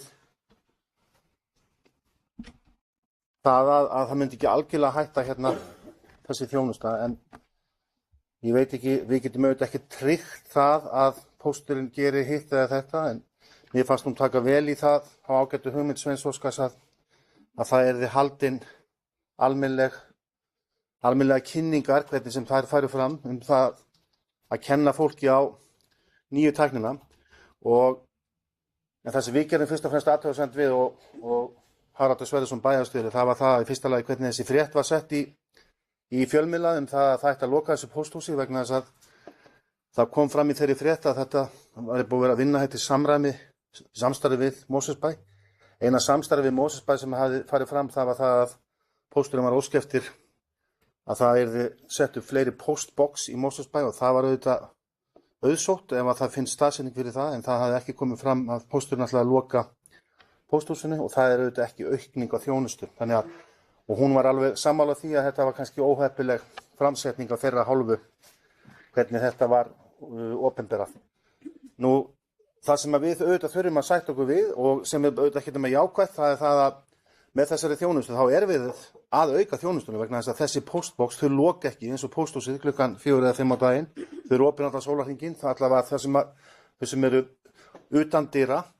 Það er hægt að kaupa frímerki bæði í verslunum og það er líka hægt að kaupa frímerki á netinu í appi sem er hægt að einnig að borga undir pakka og það er hægt að setja mjög marga pakka í þessi postbox líka, en þetta krefst auðvitað svona vissar þekkingar og það var líka viðræði á þessum fundi ágætis tillaga sem að kom frá Hafsteini Pálssyni hér einhvern tímann í þessari umræðu, ekki alls fyrir löngu, hvort það væri mögulegt að setja eitt af þessum postboxum hérna niður í Kringlu í Kjarnanum og tengja það þá einhvern veginn við bókasafnið þannig að það væri þá einhvers konar þjónusta af aðstoð við þá kannski sem ekki eins tæknilega sinnaðir og þá var þetta líka svona innan hús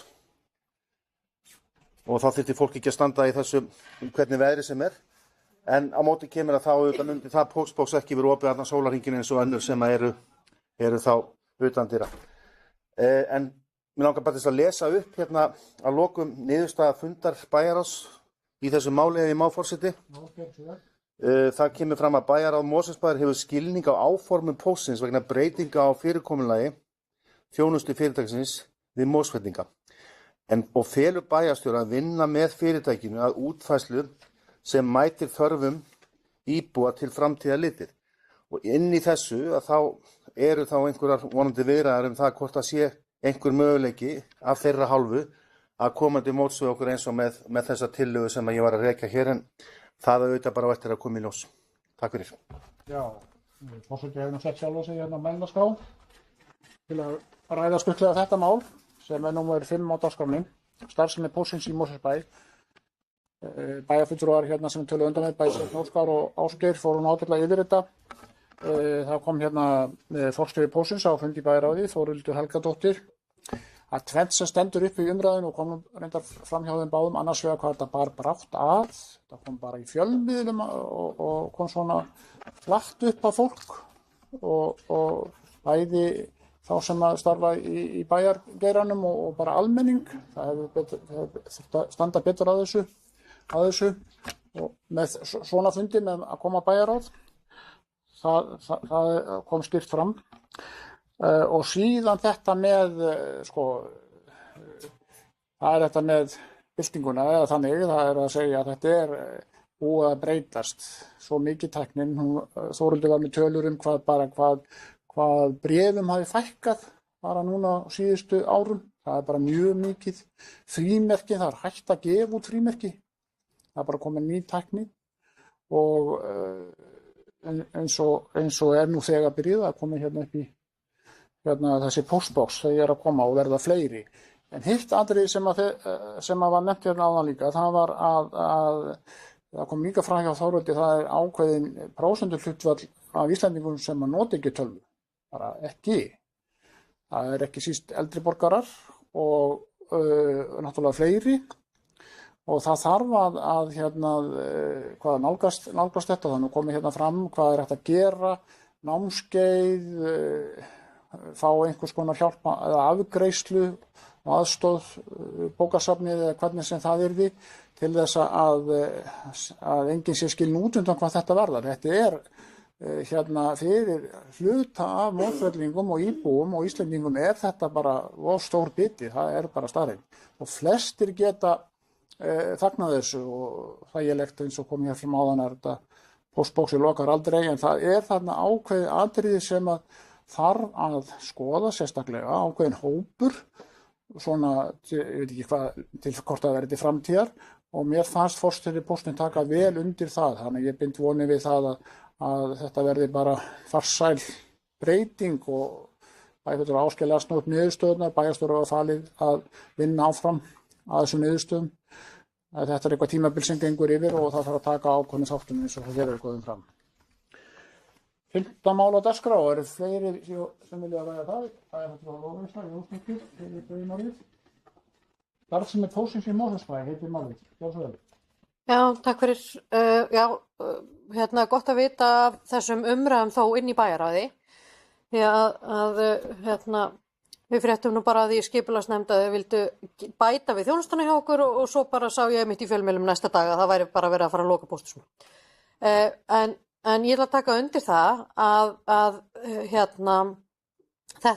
þessi breyting hefur það í för með sér, það bara verið að útiloka ákveðin viðskiptahóp og maður veit það bara sjálfur að verandi þó tiltölulega tæknilæs, allavega sérstaklega ef maður miða við fólk sem komin á efri ár í dag og hefur ekki stundað atvinnulíf með tækninni að ef maður notar ekki kunnáttunum sína strax þá fennir nú fljótt yfir hana þannig að ég hef persónulega takmarkað að trúa miklum námskeiðum en ég meina það þarf að reyna að gera eitthvað en mér finnst svona ég set svolítið spurningamerki við það að ef að starfsfólk bæjarins á að fara að veita þessa þjónustu fyrir viðskiptavini annars fyrirtækis. Ég svona, sko þó að þessi hugmynd sé vissulega góð að hafa þetta þarna niður í Kringlunni og allt það, sko, en svona, ég veit ekki, finnst ykkur alveg eðlilegt að starfsmaður sem að við erum að borga laun af okkar útvarpstekjum sé aðstoða við það að veita þjónustu fyrir póstinn.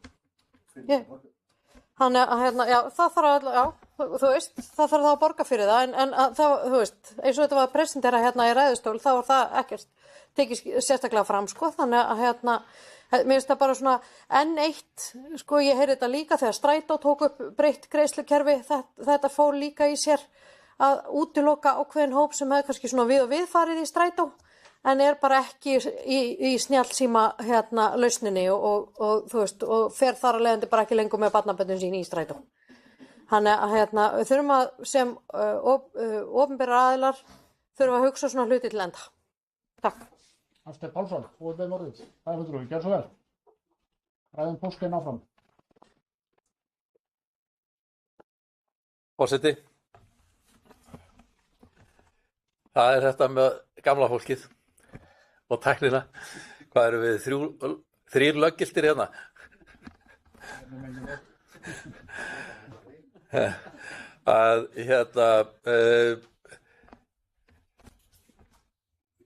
Það þekkist í öðru sveitarfélögum að það er ákveðið þjónusta, bara eins og til þess að ég get tekið dæmi Bolungarvík, að það eru pósthólf og slík þjónusta inn á bæjarskrifstofunni, og ég ger ráð fyrir, bara geng út frá því, að pósturinn greiði eitthvað fyrir þessa aðstöðu og þá þjónustu að þetta sé þarna til staðar og það sé möguleiki að koma frá sér pósti og því sem komið áfram en þessi þjónusta að það séu hraðbankar og það séu einu bankarnir sem að fólki standi til boða og það séu einhverjir kassar út í suddanum. Það er nú ekki þannig að það sé eilíf veðurblíðan að það er að sækja einhverja viðkvæma pappíra og það er bara 12 vindstig og það þarf að sæta lægi hvenær er óhætt að fara og sækja þetta og er þetta vind og vatnselt með öllu? Hvað er verið að ábyrgjast? Ég hef bara mínar efasemdir í okkar veðurlagi að svona sé alltaf sem skildi. Ætla pósturinn að koma okkar frá kössunum reglulega eða á það bara vera heipsum hafskort að sé hægt að opna neðstu hólfinn eða sem dæmi sér tekið miðað við hvernig veturinn er búin að vera síðustu vikurnar og þannig að það hlýtur að vera partur af þjónustunni nema það bara verði upphitta plan í kringum þetta og það bráðnir glatt frá en ég held að sé bara áhyggjuefni og það snýr ekki bara að Mosfellsbæ, það bara snýr almennt að íbúum og svo bara að lokum að nefna það sé þó að sendandi greiði fullt gjald fyrir sendingakostnað að móttakandi þurfi svo að greiða gjald fyrir að fá að leysa sendingun út það er svona á mörkunum að það sé siðlegt. Forseti ekki svo á umræðis lokið þetta mál. Afsakið, það er ríkisægjarfulltrúi biðjumálið. Stefán Ómar Jónsson. Forseti, ágætu bæjarfulltrúar og tilraunir, já, það er þetta 5. mál starfsemi póstsins. Það ætla ekki að vera langorður, forseti, það er búið að tæpa svona á því helsta, en hún var bara skelegg, þessi framkvæmdastjóri eða forstjóri Símans, þegar hún heimsótt okkur og svaraði öllum spurningum vel. Það kom fram hjá henni að leigusamningurinn að renna út 1. maí og þeim svona lægi svolítið á fá einhverja úrlausn hvar hugsanlega þau getur sett upp þessi box og svo framvegis. Ég ætla ekki að fjalla hérna um það sem að sannarlega að einhverju leyti að fólk mistölvu vætt eða kunnáttan misjöfn á þessa nútíma tækni sem öll þessi upp og þetta og það sem stjórnar þessum postboxum akkurat svoleiðis tækni. Þannig að það var rætt svona vítt og breitt og það kom upp hugmynd hvert að væri hægt að staðsetja þetta hérna inn í kjarnanum, þá einmitt í skjóli fyrir veðri og vindum og ég spurði framkvæmdastjórann að því, eru tilbúin að setja upp box strax ef að svo væri, og hún svaraði því bara með jái. Þannig að ég held að það sé þá pínlítið okkar að vera svolítið snögg í því að reyna að finna út úr því hvort það væri hægt að hýsa þetta hér í kjarna. Það kom upp svo hugmynd að bókasafnið svona gæti verið svona minnst kosti framan af meðan að fólk væri að læra á þetta, gæti verið svona leiðbeinandi þarna ef þetta yrði staðsett þarna í kringlunni. Og það, ég man ekki eftir hvort það verið rætt neitt greiðslur, en það verið mjög eðlilegt að pósturinn greiddi það í einhvern tíma, einhvers konar þóknun fyrir vöktun bókasafnsins á þessu postboxi og svo framvegis. En það líka bara eitthvað tímabundið, því að við verðum alltaf að passa það getur fleiri komið og vilja nýta sér þessa þjónustu og hvar eru við þá komin. Þannig að ég lít nú á þetta svona sem svona eitthvað ad hoc verkefni, einu sinni verkefni að þá bókasafni tæki að sér að kenna á þessa tækni eða vaktana þarna og síðan þá eftir því sem að tíminn líður og þá slípast fólk í að nota þetta. Það kom líka fram hjá henni að notkun frímerkja ekki skylda lengur og það hægt að rekja pakka sem koma í þessi postbox og það hægt að fara með pakka í postboxin og postleggja þau þar. Þannig að þau virðast funkar orðið nokkuð vel og þeim að fjölga gríðarlega. Við sjáum það bara og það væntanlega vegna þess að þau að virka ágætlega. En það líka alveg klárt forseti að veðráttan okkar svona getur verið svolítið hörðstundum, þannig að þessi postbox standandi hér einhvers staðar óvarinn út á örkinni, að það getur örugglega fennt af þeim og allt þetta. En vonandi finnst lausn og ég vænti þess bara að við getum unnið þá með póstinum í því að reyna að milda þetta eins mikið og hægt fyrir þá sem að síst kunna að nota þessa tækni. Takk fyrir. Það hefur engin beðið orðið. Þá lítur forseti svo á að umræðum þetta mál sér lokið. Þetta var 5. máli. Við höfum rætt mál nr. 1 og mál nr. 5 í fundargerð bæjarráðs. 1524 og við lustum hinn málin 3 sem út af standa.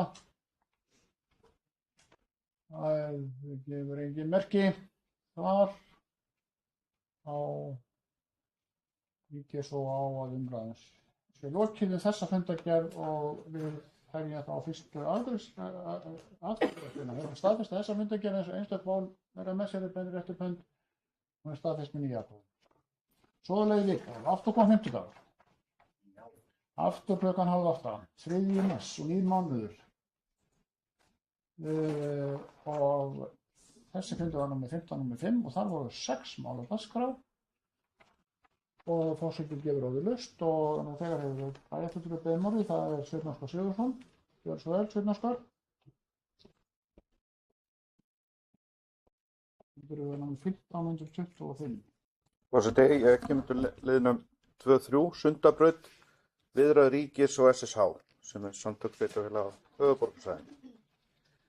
Nú, á þennan fund sem að ég reyndar, minn varmaður mætti á og ég var ekki á, mættu Guðmundur Valur Guðmundsson, framkvæmdastjóri Þróunarsviðs Vegagerðarinnar og Bryndís Friðriksdóttir, svæðisstjóri höfuðborgarsvæðisins og kynntu greinargerð starfshóp Sundabraut.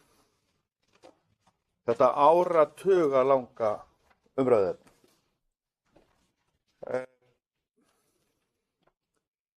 Það hefur verið unnin félagshagfræðileg úttekt á þessu verkefni og það að koma út sem langhagkvæmasta verkefnið að fara í samgöngumálum á höfuðborgarsvæðinu. Og enn hefur við ekki fengið Sundabrautina sem var nú lofað Kjalnesingum þegar Reykjavík og Kjalneshreppur sameinuðust. Þá erum við að tala að þetta verkefni núna að koma aftur inn til sveitarfélaga á höfuðborgarsvæðinu og sitt sýnis hverjum hvað framundan, nema það að menn eru svona nokkurn veginn á því að þetta eitt hagkvæmasta samgönguverkefni sem hægt að fara í. Á sama tíma stendur SSH, Samtök sveitarfélaga á höfuðborgarsvæðinu, í viðræðum við ríkið að framlengja enn og aftur fjármagns útspýtingar frá sveitarfélögunum inn í strætó. Frá 2012 hefur þessi samningur verið í gildi það að í stað þess að fjármagn fari í almenning. Fyrir ekki bæjarfulltrúi, við erum að ræða Sundabraut. Já. Og horfum á Sundabrautina. Nei, sko, forseti. Ég beini þú ert bara ekki inn í málinu. Tilmælum inni og ég ætla að biðja að sýna forseta virðingu. Ég ræði Sundabraut og ekki strætó. Ég sýni forseta fulla virðingu en ég heyri bara hann ekki inn í málinu. Sko, Sundabrautin ekki orðið að veruleika vegna þess að það verið að setja milljarð og milljarðar á hana það í strætó sem átti að fara í stofnvegaframkvæmdir, forseti. Þar var ég að reyna að koma að. Og ég bið forseta vinsamlegast að leyfa manni klára setningar á hann tekur svona inn í málið. Stofnvegaframkvæmdir því þú sýnir forseta fulla virðingu. Ég sýni forseta fulla virðingu en það þarf að vera gagnkvæmt. Gjörðu svo vel, þú orðið. Nákvæmlega, og þakka þér fyrir. En í þessu erum við að tala það að þetta fjármagn sem átt að fara í stofnvegaframkvæmdir, eins og Sundabraut stofnvegaframkvæmd, að þá verið að streyma þessum peningum í allt aðra átt. Og ég búið að gera það mjög lengi. Og þarna erum við að tala verkefni sem samt engu og síður langsamlega hagkvæmasta verkefni sem í boði. Fyrir alla höfuðborgarsvæðin. En ég skil ekki, ég skil náttúrulega ef að Reykjavíkurborg sem hefur verið á röngu róli mjög lengi í þessu máli og beinlínis staðinn og forestan þar, beinlínis staðið veginu fyrir þessu verkefni, að þá sjálfstæðismenn í öðrum sveitarfélögum á höfuðborgarsvæðinu að sóa almannafé í gjörsamlega vonlaus verkefni í staðinn fyrir að fara í hagkvæmustu leiðina sem Sundabraut núna á næsta ári. Og við getum haldið endalaust áfram varðandi þetta mál. En hér hefur verið kynnt og ég hef rennt yfir þetta að þetta alveg augljóslega afar skynsamt. Og ég veit að meiri hlutin hér í bæjarstjórn, að minnsta kosti hlutin sem vil heyra hvað er verið að segja þetta, að þá erum við að tala það að hann áhugasamur Sundabraut og hefur verið það lengi. En eitthvað að verkum sem leiðir til þess að það ekki verið að fara í hagkvæmustu framkvæmdina.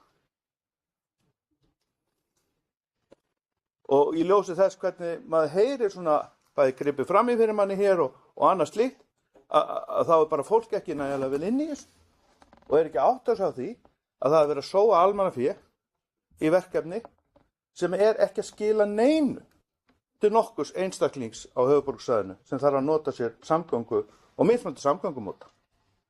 Vissulega ágætis framkvæmdir í hjólastígum og göngustígum. Mættu nú vissulega bæta það hérna í Mosfellsbæ víðar, en allt í lagi, það verið að bæta þetta. En þetta verkefni einhvern veginn ekki að fá nægilega athygli fyrir núna enn á ný. Öll hérna áratug hefur ekkert verið gert að ráði. Enn einn skýrsla. Og nú þetta leiðið umhverfismat. Allavega seinni hlutin. Og svo er verið að tala hvort þetta brýr eða ekki brýr og annars slíkt. Þannig að ég segi, Ég vona það að sjálfstæðismenn og aðrir hérna á höfuðborgarsvæðinu taki sig saman og færi sig yfir í hagkvæmasta kostin í samgöngumáta. Úr þeim óhagkvæma. Ég er ekki á móti öðrum samgöngumátum. Það er bara fráleitt að vera það. En þetta er langsamlega hagkvæmasti samgöngumáta. Eins og verkefni núna, þessi Sundabraut. Langsamlega hagkvæmasta. Og ég trúi ekki öðru en að það sé mikill vilji og ég hef heyrt það frá sjálfstæðismönnum að þetta sé skynsamlegt.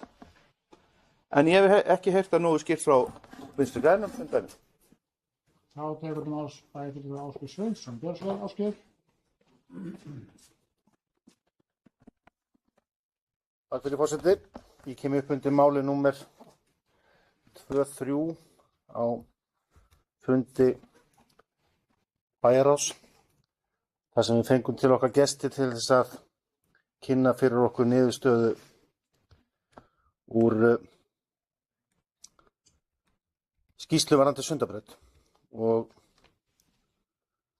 þetta var sem sagt greinargerð sem var kynnt hér vegna starfshóps Sundabraut sem var lauk störfum seint á síðasta árið í man rétt. Ég skildi cirka helmingin af ræðunni hjá Svein Óskari og er hjartanlega sammála honum. Þetta er mjög hagkvæmt og við fögnum því, sjálfstæðismenn, allavega í Mosfellsbæ. Ég vil ekki tala fyrir hönd annarra en ég held að sé allir sátti við þetta, að það sé farið að grilla í það að loksins verði farið að gera eitthvað varðandi Sundabraut. Og ég veit að Vinstri grænir í Mosfellsbæ eru mjög ánægðir með það líka. En þetta snýst ekki það að Mosfellsbær eða sveitarfélaginu hafi ekki viljað þetta, heldur þetta hefur bara ekki komist á dagskrá. Eins og við vitum er þetta ríkisframkvæmd og þetta við snúist líka auðvitað skipulagsmál í Reykjavík. Og það er svo sem ekki ennþá búið að taka endalega ákvörðun hvar Sundabrautin byrjar eða endar. Það finnst þetta hvort við viljum hún byrja upp á Kjalarnesi eða í Reykjavík. Niðri í Reykjavík, hvort að það verður við Holtagarða eða annar staðar. En við erum hjartanlega sammála því að vonandi standast þessar áætlanir, en þetta tekur auðvitað tíma. En það mun auðvitað muna okkur Mosfellinga miklu að þegar fyrsti áfanginn á Sundabraut verður kominn í gagni sem er yfir Klettsvíkina, vegna þess að ef að þetta verður gert með brú, að þá verða tengingar góðar úr Grafavogi og það mun þá létta verulega á Ártúnsbrekkunni og það munar mjög miklu fyrir okkur Mosfellinga. Og það verður vonandi fyrir árið 2031 sem að sú framkvæmd eða sá bútur af þessari Sundabraut verður. Síðan það sem ég skildi ekki alveg hjá Svein Óskari var það að vera að blanda varðandi strætó inn í þetta. Það að sé verið að halda úti almenningssamgöngum sem að sveitarfélögin þurfa að gera í Reykjavík og höfuðborgarsvæðinu með því að borginni strætó. Það kemur Sundabraut ekkert við. Við getum ekki hægt að borga í strætó eða inn í hann rekstur og alltaf að fara að setja þann pening allan inn í Sundabraut. Þannig að ég átta mig ekki alveg á því og að sjálfsögðu þurfum við að halda úti góðum almenningssamgöngum og við höfum eftir að sjá hvað kemur endanlega út úr þessum borgarlínupælingum. En það er alveg ljóst að hvort sem að það mun heita borgarlína eða eitthvað annað, þá þurfum við að sjálfsögðu að gera gangskur í því að bæta almenningssamgöngur vegna þess að við fáum hérna á svæðið á höfuðborgarsvæðinu á næstu 20 árum 70.000 manns í viðbót. Við getum ímyndað okkur hvernig kaosin væri þá ef við myndum ekki gera neitt í því. En það er búið að skrifa undir samkomulag þar að lútandi sem að verða að bæta verulega eins og við vitum sem að erum inn í því máli. Stofnbrautir og gatnakerfið á höfuðborgarsvæðinu pluss það að fara í þessar almenningssamgöngur. En það að blanda strætó inn í Sundabrautinu, það er einhvern veginn ekki alveg það sem að ég skil. En það, ef að strætó fengi ekki þann kostnað, þann styrk sem hann fær frá sveitarfélögunum, þá væri einfaldlega engin strætó. Og þeir sem vilja kynna sér hvað eru margir sem að nýta strætó og sérstaklega á háannatíma á morgnana og seinnipartinn, ef að þeir allir væru á götunum á höfuðborgarsvæðinu, þá væri ekki gaman að lifa hér í umferðinni. En við fögnum Sundabraut og vonandi kemur hún sem fyrst. Takk fyrir. Þá höldum við áfram með Mælendaskána, ágæti bæjarfulltrúar, Kolbrún Þorsteinsdóttir, bæjarfulltrúi, þú með orðið. Já, svo vel. Já, takk forseti. Varðandi þessa skýrslu eða þessa niðurstöðu vinnuhópsins sem að ég fagna sérstaklega og ég held að við séum að nálgast þetta verkefni að Sundabrautin fara að komast á dagskrá sem er sannarlega að gerast og var mjög gott að fá þessar útskýringar þeirra Einars og Bryndísar þau komið hérna til okkar í bæjarráð. Það er líka félagshagfræðileg greining inn í þessari skýrslu sem er náttúrulega allt annað en bara plús og mínus varðandi reksturinn og kostnaðinn heldur þessi félagshagfræðileg greining sem er náttúrulega það sem við erum að tala um hérna. Hvaða ágóði þetta er annar en fjárhagslegur eða hvort sem hann er mínus eða plús en heldur bara hvernig það er fyrir okkur hérna sem íbúa á höfuðborgarsvæðinu að lifa við það að setja hérna föst í umferðinni þannig að við ætlum náttúrulega að fara að greiða úr því. Þannig að það er mjög mikilvægt að Sundabrautin komast á dagskrá og svo held ég við verðum að fara að skilja það bæjarfulltrúar að samgöngusáttmálinn og Sundabrautin eru tvö ólík aðskilin verkefni. Samgöngusáttmálinn og borgarlínan og uppbygging gangbrauta og gangstíga og vega, stofnvega er ein stór áætlun til margra ára og þetta er bara gríðarlega stórt og mikilvægt skref það sem við erum að taka í því að byggja upp að gera þessa áætlun á höfuðborgarsvæðinu hvernig við ætlum að leysa samgöngumálin og þannig að þetta er bara mjög mikilvæg áætlun sem að kallast samgöngusáttmáli. Inn í því eru sannarlega stofnvegirnir, gangstígar, hjólastígar og ýmislegt annað sem við þurfum að gera áætlun áttum að vera löngu búin að gera og allir sammála um það að það sé mjög mikilvægt verkefni. Borgarlínan er sannarlega þar inni, Sundabrautin er allt annað verkefni og við erum ég fagna því sérstaklega enn og aftur er þetta Reykjavík, Mosfellsbær, við erum alltaf, hvort sem ef það er Álfsnesi þá er það við, þessi tvö sveitarfélög sem erum einhvern veginn, það mæðir svolítið á okkur hérna norðan megin í bænum, varðandi ýmis mál og enn og aftur þá þurfum við Mosfellingar að standa í lappirnar gagnvart stóra sveitarfélaginu hérna í nágrunn okkar. Þannig að en að vera að blanda þessu öllu saman og vera einhvern veginn að slá ryki í augun á fólki og rugla íbúanum það hvað þetta sé eiginlega og það er verið að tala um borgarlínuna og að fólk sitt sýnist hverjum hana en bara allavega svo allir skilji að samgöngusáttmálinn er risastór áætlun þessa uppbyggingu samgönguæða á höfuðborgarsvæðinu. Sundabrautin er annað verkefni og það er bara gríðarlega mikilvægt að við séum að fara að takast á við þetta verkefni núna og enn og aftur gríðarlega mikilvægt fyrir okkur Mosfellinga. Takk fyrir. Já, ég hef nú sett sjálfan og Mælendaskána og ætla að ræða þetta ágæta mál, Sundabraut, Viðavíkis og SSH.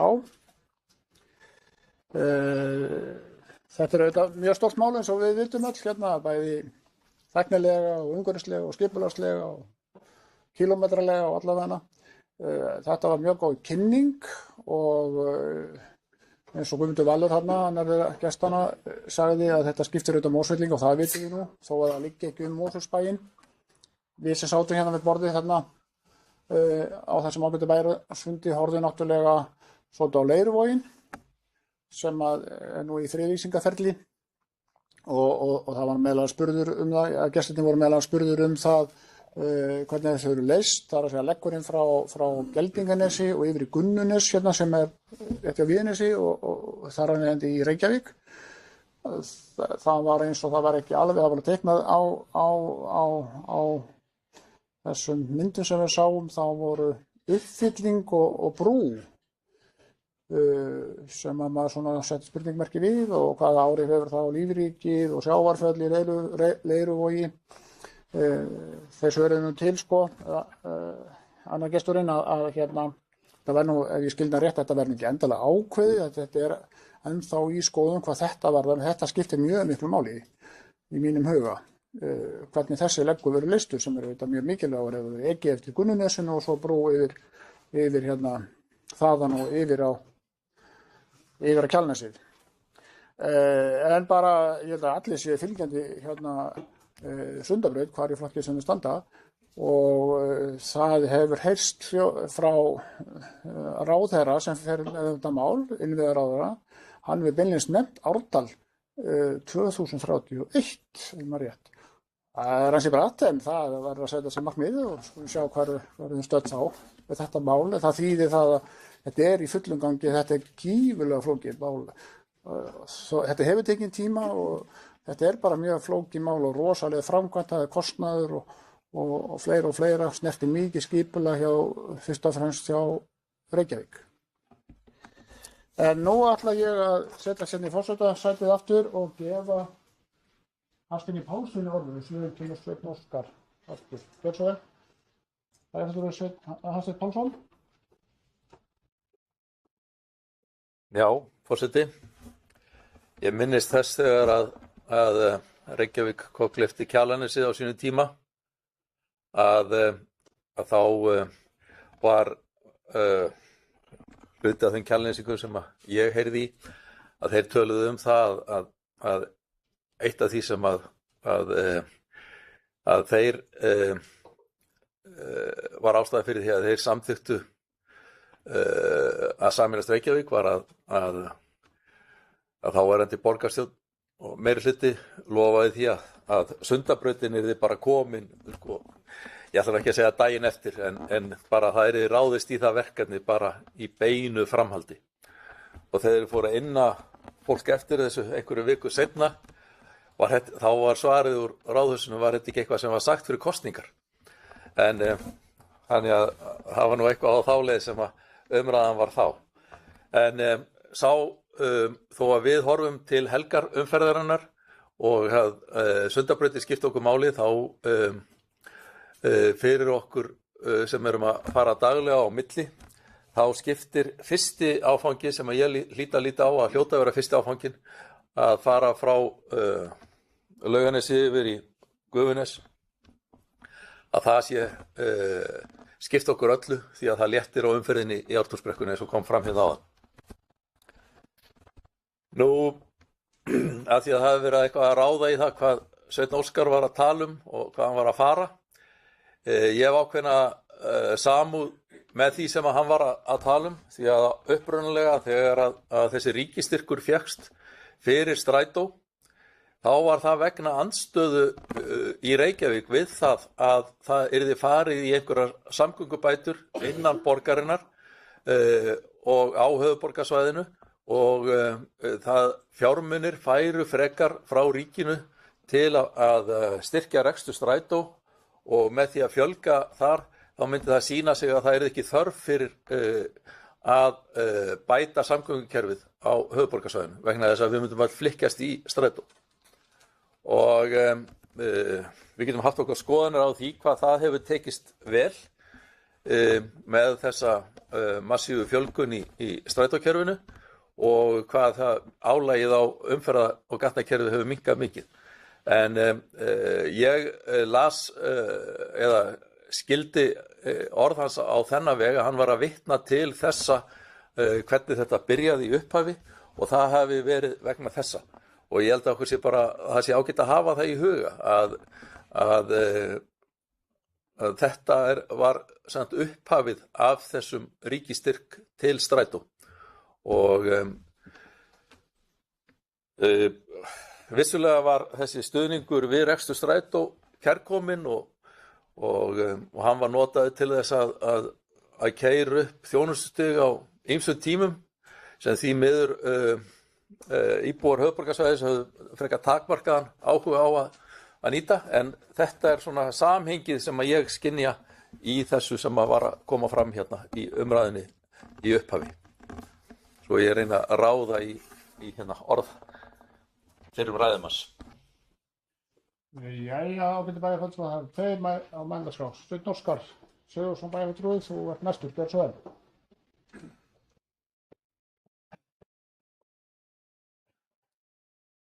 Forseti,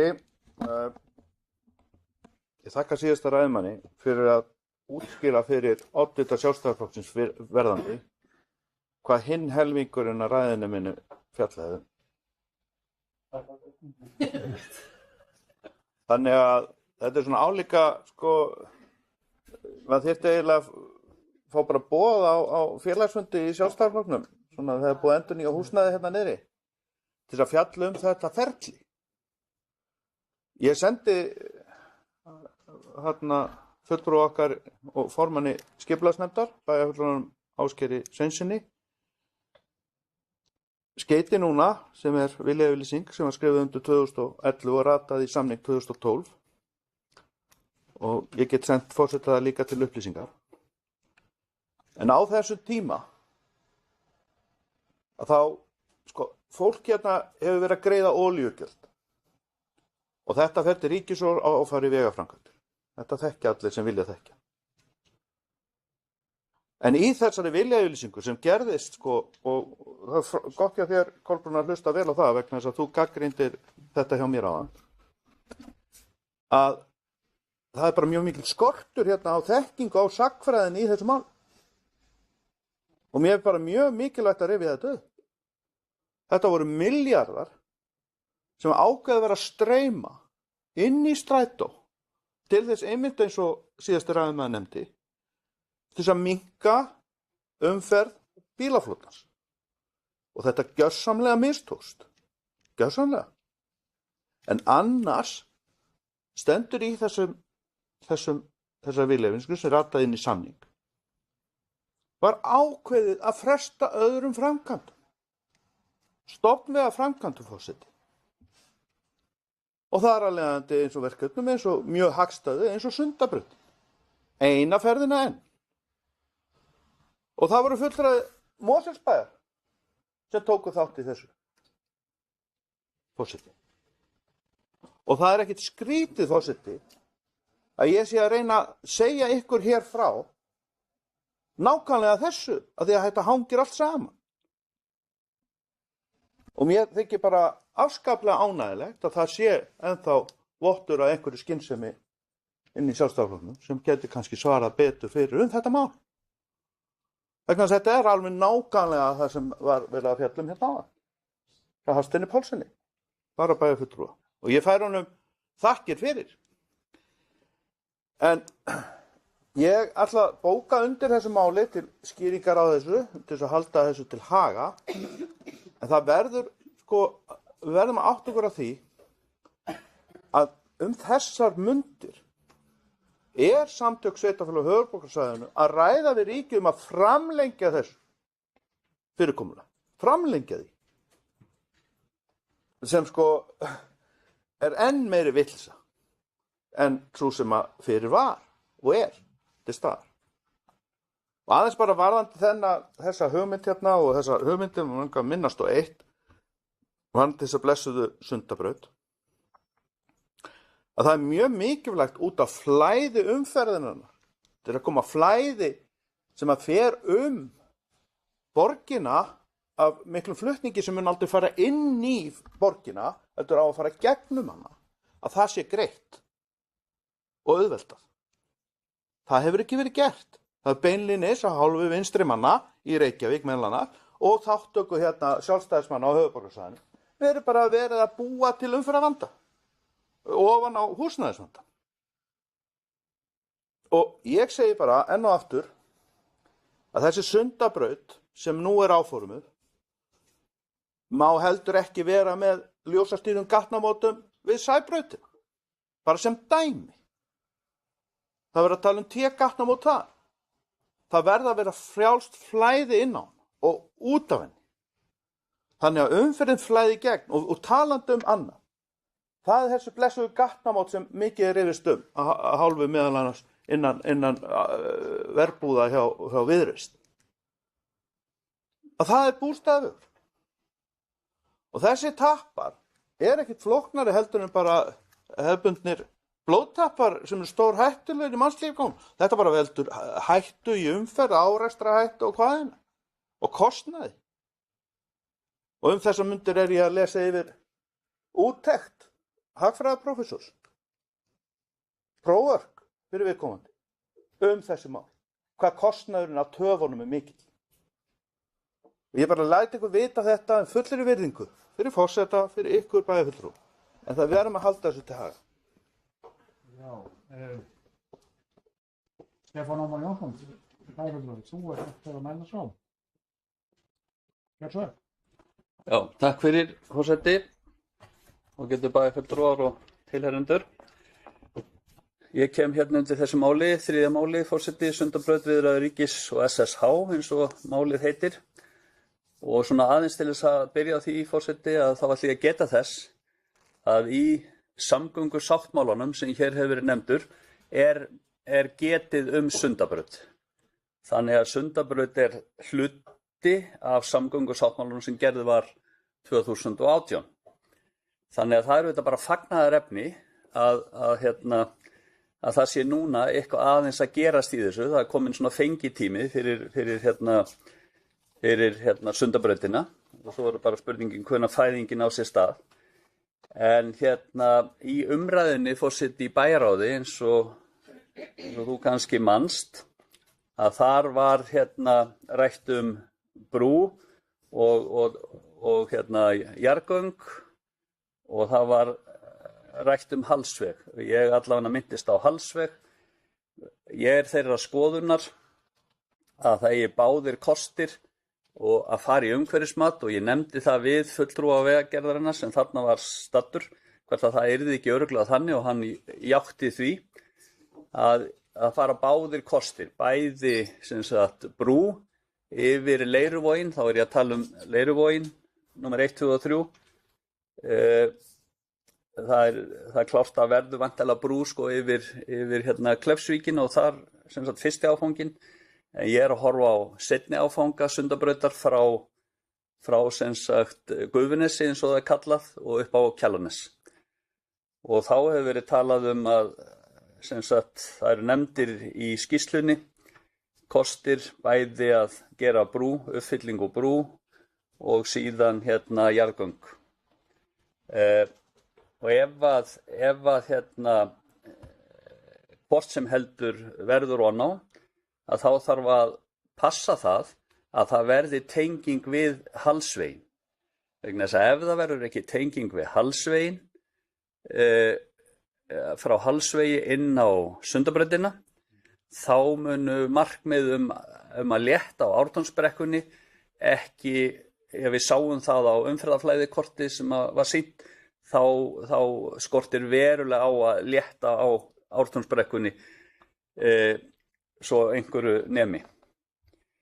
Nú það er mín skoðun sem bæjarfulltrúa vina Mosfellsbæjar að Mosfellsbær eigi að leggja alla áherslu á það að það veri leitað leiða til þess að fara í jarðgöng undir Leiruvog í stað uppfyllingar og brúar vegna þess að það er ekki ólíklegt. Nú hef ég ekki hugmynd það, þá eftir að fara fram umhverfismat, en mér finnst það svona bara einhvern veginn liggja í loftinu að það sé líklegra að vegfylling og brú hafi meiri áhrif á lífríki Leiruvogsins sem við erum núna í friðlýsingarferli með, svo ekki sé talað sjónræn áhrif þegar hort frá Mosfellsbæ og út á sundin, að þar blokkir ekki sem sagt brú og uppfylling sem sagt þessa sýn sem við höfum í dag. Þannig að það var nefnt að þetta væri kannski einhverju 10 til 15 milljarðar sem myndi kosta meira að grafa þessi göng og ég segi bara so what? Við erum búin að eyða, eins og kom fram áðan, 10 milljörðum í tilraun með því auka notkun á strætó og með því að þá að bara spara það næstu 10 árin, þá erum við kannski bara búin að ná á eigu fyrir jarðgöngunum. Auðvitað veit ég að þetta kannski einföld samlíking, en ég held það og ég hef bara verulega hugsi yfir því hvort við eigum að leggja í framlengingu eins og hér er byrjuð vegna þess að það er rétt, ég sammála því, hún mistókst. Við ætlum að auka notkun á strætó 2010 til 20 úr 4% í 12, en það gekk ekki eftir. Þannig ég svona spyrja, við þurfum að hugsa það mjög vel og kannski væri peningunum þó betur varið í jarðgöngin undir Leiruvoginn. Þannig að forseti, sá sem hér stendur, er alveg með skýra skoðun á þessu, hvað sem kemur út úr umhverfismati, þó það verði talið að það ógni ekki lífríkinu þarna, þá ógnar það augunum og það nóg fyrir mig. Takk fyrir, forseti. Já, nú ekki fleiri á, Kolbrún var búin að biðja orðið, skal svo bæjarfulltrúi Kolbrún? Nú við. Já, takk forseti. Ég, hér hafa 2 fullorðnir karlmenn komið upp og útskýrt söguna. Ég ætla að horfa til framtíðar og þarf ekki að hlusta á neitt sem að kemur upp og kemur með einhverja skýringar af því hvernig hlutirnir voru. Ég ætla að horfa í það hvernig hlutirnir eiga að vera og munu verða. Og það hafa orðið mikla breytingar og við getum ekki setið föst í fortíðinni. Ég held að það sé alveg vonlaust pólitík. En ég held að sé mjög mikilvægt að við förum í þetta verkefni og Mosfellingar eru algjörlega á því og ég bara allavega veit ég að meiri hluti þeirra. 15 milljarðar eru ekkert eitthvað sem heitir so what. Ég held að við stöndum fram með 2 afarkostum. Það annarkvort það brúin eða jarðgöng. Og sannarlega lífríkið þarna undir og það verður skoðað og sett í umhverfismat eins og Bjarki Bjarnason nefndi áðan. Það sem ég held að sé það sem ég vil líka segja að mér líður svolítið eins og þegar menn að koma með einhverjar söguskýringar og vera að tróða einhverju onni kokið á manni sem maður á að hlusta og jafnvel hlýða að ég held að fyrsta lagi þá Sundabrúin, hún ekki hluti af samgöngusáttmálanum. Hún var í skoðun á sama tíma, hún ekki inn í sama verkefninu. Þetta sitt hvort verkefnið, algjörlega, svo það sé sagt.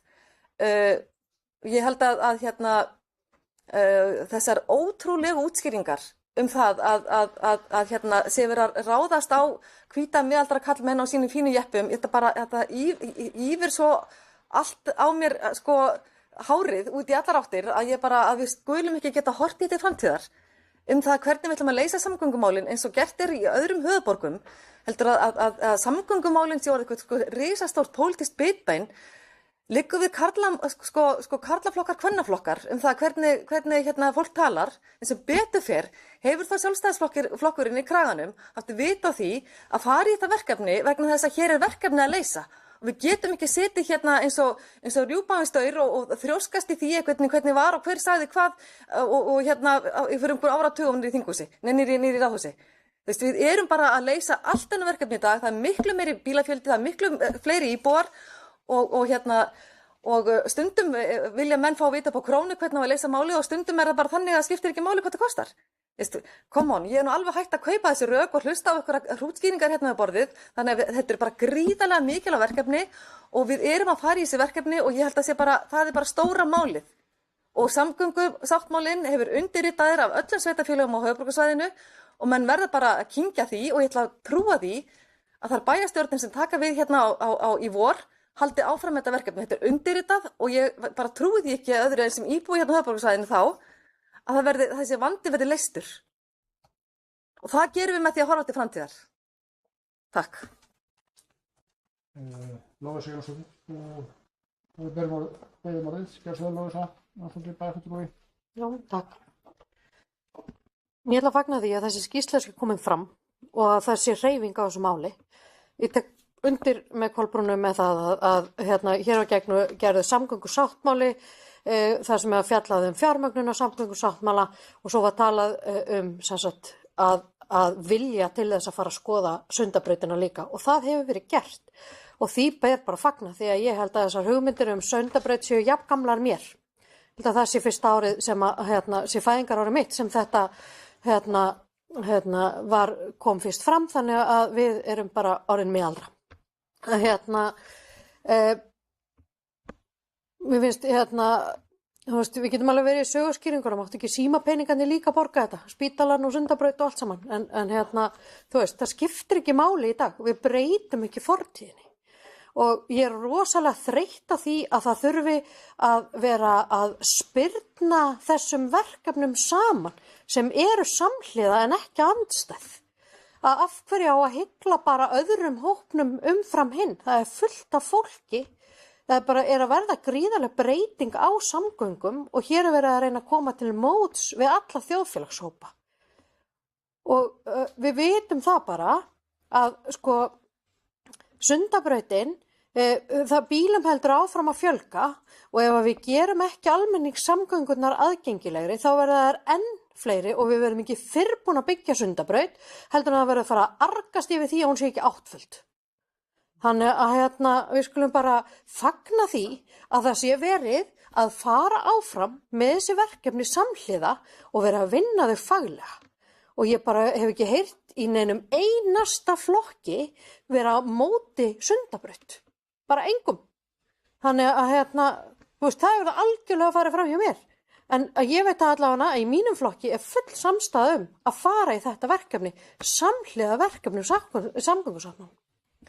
Þannig að þessu bara fagna. Takk. Anna Silja Gunnardóttir, bæjarfulltrúi. Þú er orðið, gerð svo vel.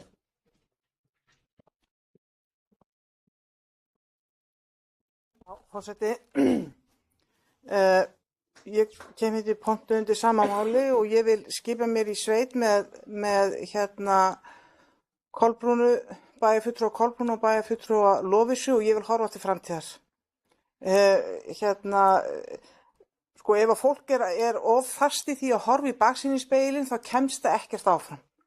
Og auðvitað, og ég ætla ekki að segja auðvitað, líklega, sko það hafa örugglega verið gerð einhver mistök á leiðinni eins og er bara alltaf þegar það er verið að vinna einhverju verkefnum. En við erum á leiðinni inn í framtíðina og við erum á leiðinni að leysa vandamál sem við stöndum frammi fyrir núna og reyna að koma í veg fyrir enn verri samgönguvandamál í framtíðinni. Og ekki fyrir okkur, eins og ég hef sagt áður, ég kom inn í pontu, við erum ekki að gera þetta fyrir okkur, við erum að gera þetta fyrir börnun okkar og barnabörnun okkar sem vonandi velja að búa hér og ekki einhverstaðar annars staðar. Og ég vil alltaf bara nefna hérna að á hverjum einasta degi þá fjölgar 90 manns á svæðinu. Það má ætla þessi fólk í 18 bíla eða það bil 1 stappfullu strætó. Þetta er bara staðan svona núna. Og og við verðum að halda áfram og við megum ekki missa sjónar af því sko til hvers við erum að þessu. Við erum ekki að þessu til þess að sólunda einhverjum peningum sem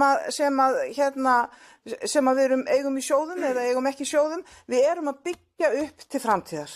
Þannig að ég bara segi líka, ég bara fagna því að þetta sé komið á þennan stað og ég er mjög spennt að fylgjast með hvernig útfærsla verður umhverfismat, því ég vil líka taka það fram að ég tek ekki ákvörðun fyrirfram án tillits þess hvernig umhverfismat kemur út. Ég mun bara aldrei gera það. Þess að við gerum umhverfismat til að meta áhrif framkvæmda og meta hvernig ég orðaði, meta bara sko hvað það gerir umhverfinu að við viljum halda áfram og við viljum byggja og við viljum gera. Þannig að mér er pínlítið hættulegt að heyra hérna úr ræðustól að fólk sé búið að taka ákvörðun sama hvað umhverfismat segir. Ég vil bara halda því til haga. Við gætum hort aftur í tíman, við getum verið hérna og grátið símapeningana sem áttu að fara að byggja upp Landspítalann og Sundabrautina, en það þýðir ekki neitt, það skilar okkur ekki fram á veginn og gefur okkur ekki neitt og það er hægt að stofna klúbba, bara sagnfræðiklúbba þetta en þetta er ekki hluti kannski sem við erum að vera að eyða tíma í hérna hjá okkur og búin í bili. Ásgeir Sveinsson, hefur beðið orðið. Sundabrautina áfram, gjör svo vel okkur.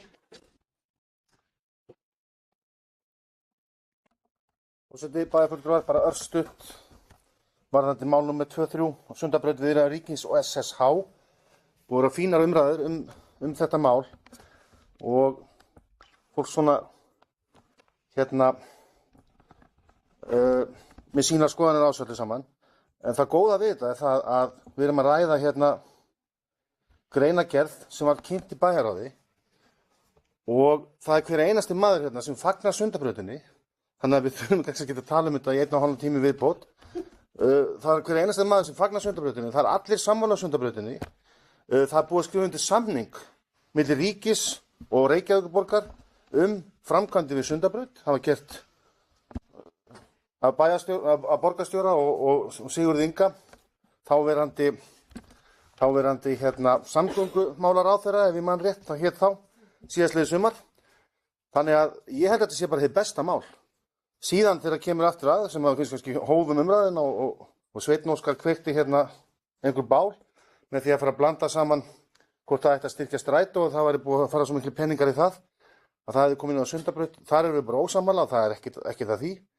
En eftir því sem ég best veit að þá er ekki verið að framlengja eitthvað samkomulag milli ríkis og SSH að það verði eitthvað status quo, að það verði ekki framkvæmdir á höfuðborgarsvæðinu til vegamála, vegna þess að það er undirritaður samgöngusáttmáli sem að segir til tugi og ekki 100 milljarða framkvæmdir á höfuðborgarsvæðinu til stofnbrauta og í götur og hjólastíga og göngustíga og annað. Þannig að ég kvíði því ekki að það verði staðið við þann samgöngusáttmála sem er auðvitað hluti þá líka borgarlínunni, að það verði eitthvað status quo. En það er hárrétt sem kom fram hjá bæjarfulltrúa Kolbrúnu að Sundabrautin er ekki inn í samgöngusáttmálanum. Hún er algjörlega sér verkefni og þar er verið að tala meðal annars að það verði rukkað fyrir að keyra yfir hana til þess að ná inn kostnaði eins og við þekkjum frá Hvalfjarðargöngum og fleiri stöðum. Takk fyrir. Það er fulltrúi Stefán Ómar Jónsson, þú beðið orðið. Gjörðu svo vel. Já, forseti, ágætu bæjarfulltrúar og tilheyrendur. Bara örstutt svona í lokin, svo það miskilist ekki. Að auðvitað fagna ég þessu, fagna Sundabrautinu og fengi tíma hennar, eins og ég sagði hérna áðan. Og vonandi gengur það eftir að hún verði komin á ról, 2031 forseti, var ekki eitthvað slis? Svo sagði ráðherra. Þannig að við trúum honum og treystum því. Þannig að auðvitað fögnum við því. En ég sagði líka að ég var líka að tala um göng og ég var að tala um brú yfir Leiruvoginn. Mér er sem sagt mest annt um það og það var kannski svona full kærulaust hjá mér að segja so what með 10 eða 15 milljarða. En ok, við þurfum að hugsa til lengri tíma og ég fer ekki ofan að því að jafnvel þó að umhverfismatið leiði það í ljós að það verði ekki röskun á lífríkinu forseti, að þá held ég að það verði óhjákvæmilegt að það verði sjónmengun að sjá uppfyllinguna og brú og þess vegna hallast ég fyrirfram að göngunum og ætla að halda mig við það og vona að við getum svona verið saman í liði þar að þrýsta frekar á þá lausn. Það er að segja ef það er ekki eitthvað umhverfislegt við það, ég er svo sem veit það ekki, en ég vænti þess að það sé ekki, ef þetta er grafið þarna undir, að þá láti þetta lífríkið í friði, en svo bara aðeins í restina, forseti, að í 5. kafla samgöngusáttmálans er getið Sundabrautina og það er talað það þar að það þurfa að huga því að tengingar að henni og frá henni sem sagt sé í samræmi við verkáætlanir og skipulagsáætlanir sem að getið er í samgöngusáttmálanum. Og það var það sem ég átti við áðan þegar ég sagði að það veri getið hana í samgöngusáttmálanum. Takk fyrir, forseti. Já, nú er svo komið að enginn er að meðskrá þetta mál. Þannig að umræðum er lokið. Bæjarfulltrúi Sveinn Óskar, þú varst með bókunni, ekki? Já. Ertu tilbúin með hana? Vildur geta sett hana á ritara og forseta?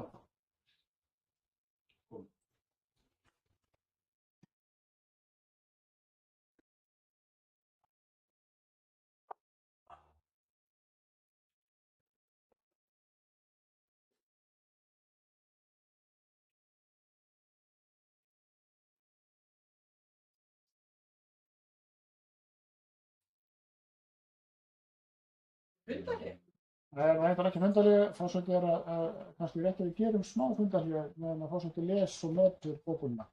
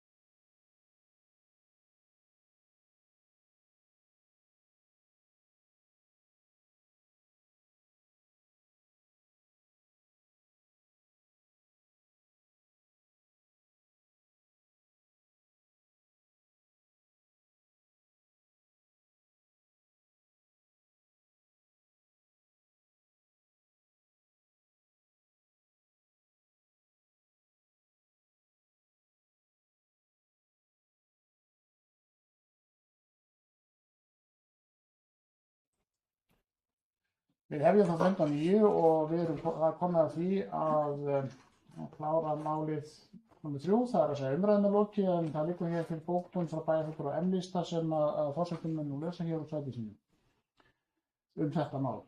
Það er svohljóðandi bókun M-lista. Þann 22. september 2011 var undirrituð viljayfirlýsingar hálfu hins opinbera ráðuneyta Vegagerðarinnar Samtaka sveitarfélaga á höfuðborgarsvæðinu þess efnis að fresta stórum framkvæmdum í samgöngumannvirkjum á höfuðborgarsvæðinu samanber 2. lið 6. greinar þeirrar viljayfirlýsingar. Í stað þess var fjármagni streymt í óvarðbæra rekstur strætó í samningi sem byggði að þessari yfirlýsingu. Tók meirihluti í Mosfellsbæ þátt í því að þessi fyrirkomulagi var komið á. Nýlegur stjórnarfundur SSH samanber 4. dagskrárlið fundarnúmer 536 stjórnar SSH 7. febrúar 2022 bendi til þess að framlengja eigi þennan samning. Ef af verður fer fjármagn framtíðarinnar sem fer nú í óarðbæran rekstur strætó greinilega ekki besta kosturinn. Samkvæmt félagsfræðilegu úttekt sem kynnt var á þessum fundi bæjarráðs er verkefni Sundabraut hagkvæmasti kosturinn hvað samgöngumannvirki varðar á höfuðborgarsvæðinu. Svona er hljóðun M-lista og hún er ekki til umræðu en fólk getur tekið fundarhlé eða rætta hér við borðið eða svara bókum eða kjósa sem svo. Ég lesa þessa bókun aftur. Nei, ef ekki bara fundarhlé og bara senda okkur. Það er óskað til fundarhlé, byrjum á að gera fundarhlé.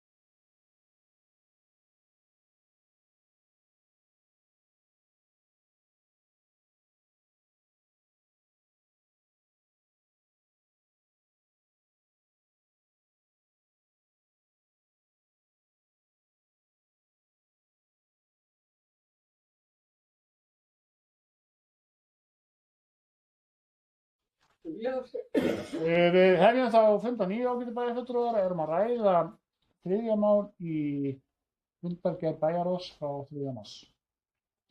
Það er búið að lesa bókun frá bæjarfulltrúar M-lista, en nú kemur bókun frá bæjarstjórninni A3 sem er svo hljóðandi. Bæjarstjórn Mosfellsbæjar fagnar samkomulagi ríkisins og Reykjavíkurborgar áform lagningu Sundabrautar, sem verður mikið samgöngubót fyrir Mosfellinga og alla landsmenn. Þetta hefur verið sent til ritara og verður fært til bókar. Og þá er þetta mál og þjóðinni þessum fundi. Þetta var fyrsta máli sem við ræddum í þessa fundargerð. Eins og ég gat áðan hér fyrir kvöld eru 6 mál á dagskrá og ég gef orðið laust eitthvert af hinum málunum. Bæjarráð frá 3. mars, fundur nr. 1525. Orðið laust. Það er að skoða dagskrána. Engin hönd á lofti. Samt að fá sér atkvæðagreiðslu liði 5. Liði 5, já. 6. 5 og 6. Ok. Það er óskað eftir sérstakri atkvæðagreiðslu 5 og 6. En við klárum umræðurnar fyrst áður en fyrir atkvæðagreiðslu, en mér þá átt að líta svona á að enginn vill ræða neitt af þessum málum þar. Nú, svo virðist ekki vera, þá er umræður lokið. Og við erum eftir að greiða það atkvæði og þá þurfum við svona, þetta verður þá 3. atkvæðagreiðsla. Það er að segja, við förum bara í þessu rólegheitum. Það er mál nr. 5, hér fjármögnun samkvæmt fjárhagsáætlun 2022 og reyndar heitir 7. mál líka. 15. máli snýst lántöku hjá Lánasjóði sveitarfélaga og OHF og 7. máli snýst framlengingu lánalínu hjá Íslandsbanka. Þannig að ég ætla að biðja ykkur að vera undirbúin ágætu bæjarfulltrúar fyrir 3. atkvæðagreiðslu og við tökum þá fyrst mál nr. 5. Það snýst sem sagt hvort að við greiðum sem samþykkt niðurstöðu bæjarráðs og ég sé ekki átt að lesa það sérstaklega upp niðurstöðu bæjarráðs, en þeir sem eru samþykkt niðurstöðu bæjarráðs sem eru réttu hönd einhverja móti, það er 8 atkvæði með en 1 situr hjá. Og það er það sama bæjarfulltrúar með mál nr. 6, fjármögnun samkvæmt fjárhagsáætlun 2022, framlenging lánalínu hjá Íslandsbanka, þeir sem staðfesta niðurstöðu bæjarráðs í þessu máli. Við 8 fylgjandi í einhverju móti, það er sama niðurstaða, það er 1 hjáseta og 8 atkvæði sem er styrkvendi, 8 bæjarfulltrúar. En þá erum við eftir að greiða atkvæðin hinn málin, það er að segja 1, 2, 3 og 4, og þeir sem staðfesta niðurstöðu þessum málum. Það er 9 hendur á lofti. Nú erum við búin að klára bæjarfulltrúar hérna bæjarráðsfundina og þá er komið að nefndunum. Það eru fundargerðir frá 3 nefndum. Við byrjum á menningar- og nýsköpunarnefnd, það er fundur nr. 36. Það er 37. fundur á þessu kjörtímabili. Þessi nefnd fekk nýtt nafn í upphafi kjörtímabilisins, þar sem er fundartala lægri hjá henni heldur en hinum nefndunum. En þarna voru 2 mál á dagskrá og ég gef orðið laust. Það kveður sig engin ljós og þá lít ég svo á að bæjarfulltrúar séu tilbúnir í atkvæðagreiðslu þess að staðfesta niðurstöðu menningar- og nýsköpunarnefndar þessum málum, staðfest með 9 atkvæðum. Þá er það fræðslumálin, 2. febrúar á Kyndilmessu, fundur nr. 402. Þar voru 6 mál á dagskrá og forseti gefur orðið laust. 6 mál á dagskrá hjá fræðslunefnd og formaður fræðslunefndar Kolbrún Þorsteinsdóttir er fyrir nú við. Gjörðu svo vel, Kolbrún. Annan mars, jú. Já, takk forseti. Takk fyrir þessa ábendingu. Kemur upp undir máli númer 4 sem heitir Menntastefna Mosfellsbæjar. Mér langar bara að upplýsa gang mála.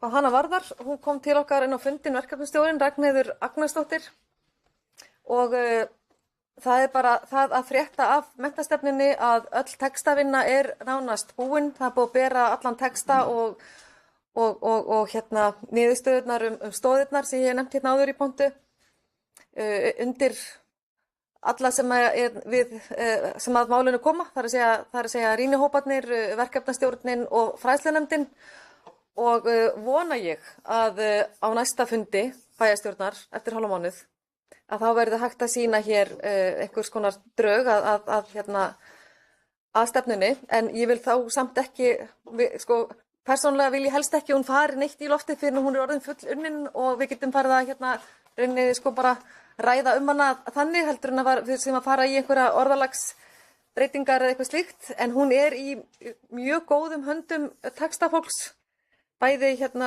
prófarkalesara og síðan bara svona með fagurfræðilega yfirlitið, og það má kannski upplýsa það að Gerður Kristný skáldkona var fengin til að lesa yfir textan, það er að segja það bara hvernig hann sé gerður sem læsilegastur.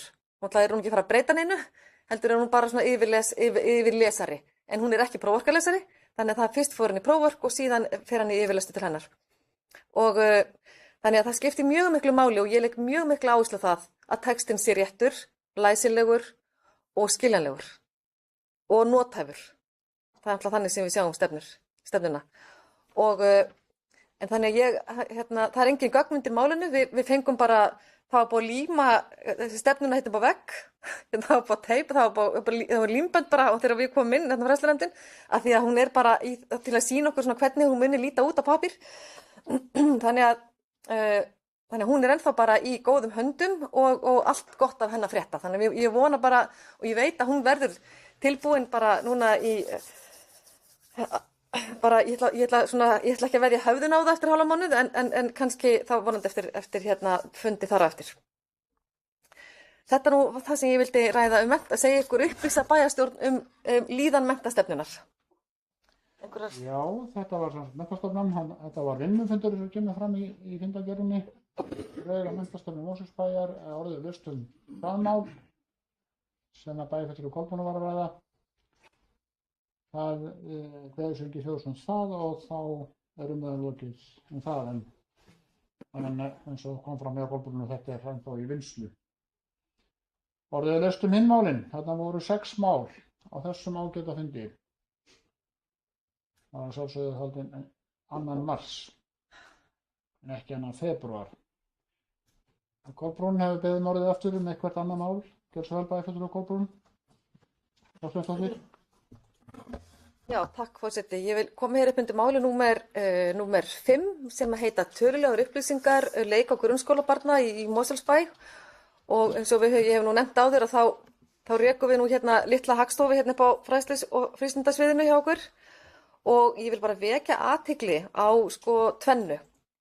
Það er fyrsta lagi, það langar mig til að vekja athygli á því að árgangur barna fæddur 2021 er gríðarlega stór.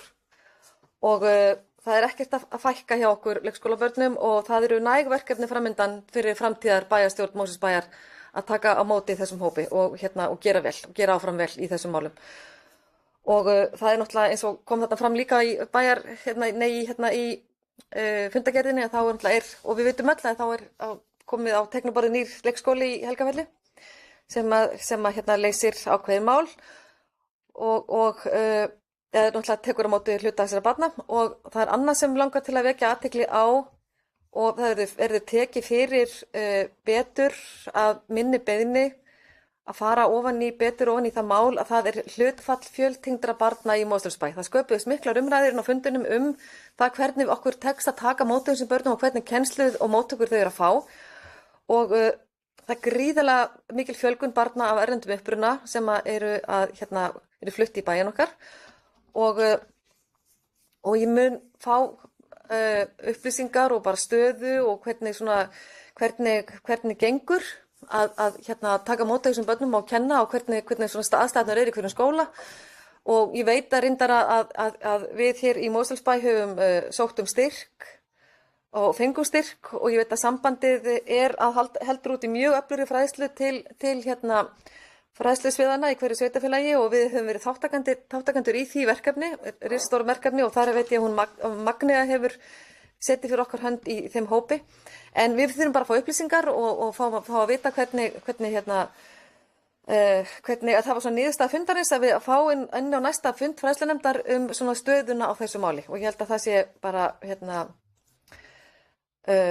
já, eins og sjá það eru 28 tungumál fjöltengdra barna í Mosfellsbæ, en þetta er bara grunnskólinn, og ég veit að það eru fleiri tungumál töluð samtals í leikskólanum. Þannig að þetta er bara okkar veruleiki, talandi framtíðina og breytingar í alls konar málum, og hvernig þjóðfélagið okkar er að breytast og hvernig ólíka þjónustu við þurfum og fjölbreytta þjónustu við þurfum að hafa hér fyrir alla okkar íbúa. Þannig að það er alltaf ánægjulegt að fá þessar tölulegu upplýsingar og sjá fjöldan í hverjum skóla og þannig að þetta eru mjög mikilvægar upplýsingar og mikilvæg mælistika sem við erum að fá inn á okkur fund, og við þurfum að horfa á þessar tölur, við þurfum að gera áætlanir út frá þeim og annað slíkt sem að þetta eru mikilvægar upplýsingar. Þetta eru tölurnar sem við erum að horfa ofan í og rýna í og horfa til framtíðar. Þannig að það er bara þetta sem að ég vildi nefna, forseti. Takk. Hafsteinn Pálsson, bæjarfulltrúi, hefur beðið orðið þetta mál, og síðan annars þetta er samt að 5. máli. Tölulegar upplýsingar leik og grunnskóla 2022. Forseti. Já, við lifum á skrýtnum tímum og stríðsástand í heiminum, og viðfangsefnin geta breyst hjá okkur hvað þetta varðandi að taka á móti börnum af erlendum uppruna. Það viðfangsefni getur stækkað svo munar á næstu bara dögum og vikum, og þá eftir að koma í ljós hvar flóttamennirnir sem að við tökum á móti, sem Íslendingar, hvernig þeir raðast niður á sveitarfélögin, og það er alveg viðbúið að hluti þeirra komi í okkar sveit, og þannig að viðfangsefnið verður umfangsmeira, og við þurfum að undirbúa okkur undir það að þetta viðfangsefni verði enn stærra heldur en að verið hefur, og ég þykist vita að það verði algjör samstaða það verkefni sem er framundan hjá okkur, að taka á móti þessu ágæta fólki sem er að flýja sínar aðstæður. Og ég held bara að það þurfum við að horfa á það þegar við að tala þessar tölulegu upplýsingar í fræðslumálunum, að hvernig viðfangsefnið sem er framundan, þetta er staðan eins og hún var, en hvernig þetta verður, það er þegar að allur þessi fjöldi bætist inn. Það er bara spurning hvernig að við þurfum að vera undir það búin, og ég vildi bara koma að þessu punkti að það sé kannski verkefnið er stórt, en það kemur til með að stækka. Já, Anna Sigríður Gunnlaugsdóttir, bæjarfulltrúi. Svo beðið orðið þetta mál, tölulegar upplýsingar leik og grunnskóla 2022. Gjörðu svo vel. Já, forseti, það er einmitt máli, tölulegar upplýsingar eru dagskrármáli sem að liggja hér undir, og gögnin sem liggja hérna undir þessum fundi. Ég við sérstaklega, sko fyrst vil ég nefna það sem að bæjarfulltrúi Kolbrún kom inn á, og það er þessi mikla fjölgun barna fædd árið 2021. Sko við sjáum sko fædd 2021, þau eru 204 börn fædd 2016 sem þá væntanlega á leiðinu út úr leikskólanum, og þá losna pláss, þau eru bara 160.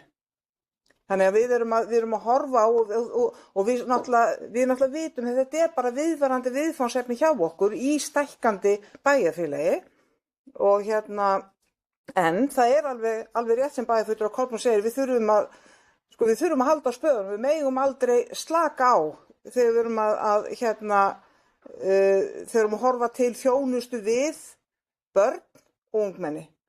Að ég minnist ekki á að við erum að undirbúa okkur undir að verða aðilar að barnvænu samfélagi, Þannig að þess það heldur, þá þurfum við að passa upp á að við höldum vöku okkar í hvað varðar uppbyggingu þessara þjónustu og svo vil ég aftur hrósa bæjarfulltrúa Kolbrúnu, formanni fræðslunefndar, fyrir sem sagt að hafa óska eftir því að við kafa betur í stöðu mála varðandi tvítyngd börn og þjónustu við þau í skólakerfinu okkar.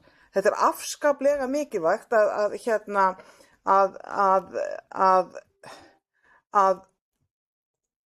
við séum þar alveg á tánum, við séum að beita þeim aðferðum sem best reynast í skólum í kringum okkur. Mér dettur bara, ég var að hlusta með leyfi forseta, þá var ég nú að hlusta á viðtal við skólastjóra Langholt skóla minni mig í morgun, skólastjóra og aðstoðarskólastjóra þar, þau voru að fá einhverja viðurkenningu, voru þar að lendi viðtal í útvarpinu og þar var einmitt komið inn á það, og nú ætla ég leyfa mér að fara eins út fyrir efnið eins og bæjarfulltrúa Hafsteinn, að það er eiginlega tvennt, og sko annars vegar er þetta að vera með tvítyngd börn og fá þau inn í skólana og eins og kom frem með málið þessa fagfólk sem ég var að hlusta á, það kunna íslenski skólar, það kunna íslenski kennarar. Það þarf bara náttúrulega að búa íslenskum kennurum og skólum aðstæði til þess að geti sinnt í. En svo nefndi þetta ágæta fólk að það væri dálítið annað að taka á móti börnum sem tala annað tungumál, eiga annað móðumál, ef þau börn eru að koma úr hræðilegu ástandi eða stríðsástandi. Þá eru það aðrar aðferðir, það er bara allt annað veruleiki í gangi þar. Ég biðst afsökunar að forseta að hafa farið út fyrir talnaefnið hérna. En við sjáum hérna, því með það er verk að vinna og það er mikilvægt að við höldum vöku okkar, vegna þess að, ég ætla að segja bara einu sinni enn, að ef það eru einhver mikilvæg málefni sem að þessi bæjarstjórn fæst við, þá eru það málefni sem snerta börn og ungmenni. Það er bara þannig. Auðvitað snertir Sundabraut börn og ungmenni vegna þess að þetta verður samgöngumáti þeirra í framtíðinni, en ég held að áttu ykkur á hvað ég er að tala um. Að við búum eins vel og mögulega kostur á að börnum, þannig að þau fá að njóta öryggis og hvað ég segi, og góðs utanumhalds í þeim stofnunum sem við búum til þess að þjóna þeim. Það skiptir bara öllu máli fyrir samfélagið og þannig náttúrulega byggjum við betur upp félagsauðin í samfélaginu hjá okkur og allt það. En kæra þakkir formaður fræðslunefndar fyrir að ætla að láta kafa aðeins betur ofan í málefni tvítyngdra barna. Sveinn Óskar hefur beðið orðið þetta mál. Þetta er 5. mál. Töluleg upplýsingar leik og grunnskóla 2022. Gjörðu svo vel, Sveinn Óskar. Já, forseti, já, ég er mikið umhugað tvítyngd börn, sjálfur á ég tvítyngd börn og það er svo málvexti að það er í raun og veru líka mikilvægt í tengslu við þetta að tvítyngd börn geta líka lært tungumál heimalands. Það hefur mikið verið rætt um þetta í þessum fræðum hjá kennarastéttinni og það eru svona nýjar áskoranir í þessu efni að þetta eru svo mikill fjöldi, margvíslegur, en þar kemur tæknin á til og það er möguleiki að vinna það innan sveitarfélagana þar sem að við nýtum fjarfundakerfi eða fjarkennslu búnað og þarna er alveg sérstakt tækifæri sem er hægt að og þarf ekki að vera mjög kostnaðarsamt því að þetta er kannski bara að koma kerfin á, þetta er svona svipað eins og vorum að ræða með eldri borgarana og póstinn að við séum dálítið framúrstefnuleg en jafnframt að passa upp á þessa einstaklingar sem eru ekki margir en gætu þurft á svona þjónustu að halda og þarf bara að benda á og aðstoða kennara og ég veit að þeir eru mjög færir í að finna og útsjónarsamið að finna lausnir. En mér finnst þetta skipta máli í framtíðinni að aðstoða á kennarastéttina og skólana við að búa til einhvers konar svona plattform eða svona umhverfi þar sem að krakkarnir geta nálgast í skólanum efni frá heimalandi. En gott að blessa, þetta áhugavert og gott að sjá að fólk að eignast fleiri börn í bænum og börnum sé að fjölga. Þetta áhugavert efni. Við leystum 15 mál bæjarfulltrúar sem að við rætti hér af 4 bæjarfulltrúum. Þetta sem sagt tölulegar upplýsingar leik og grunnskóla, veðsynni hljóðum sem það, þá erum við aðlokið. Við höfum rætt málum með 4 og 5 og við leystum hinn málin. Fundargerð fræðslunefndar.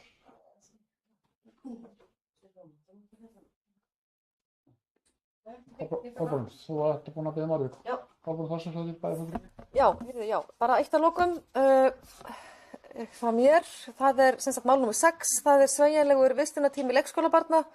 Það er tillaga frá fulltrúa vina Mosfellsbæjar í fræðslunefnd sem að komið þá tillögu að það að fara láta skoða. Fræðslusviði var falið að skoða leiðir til að bjóða foreldrum upp á sveigjanlegri vistunartíma í leikskóla Mosfellsbæjar í samráði við hagaðilega.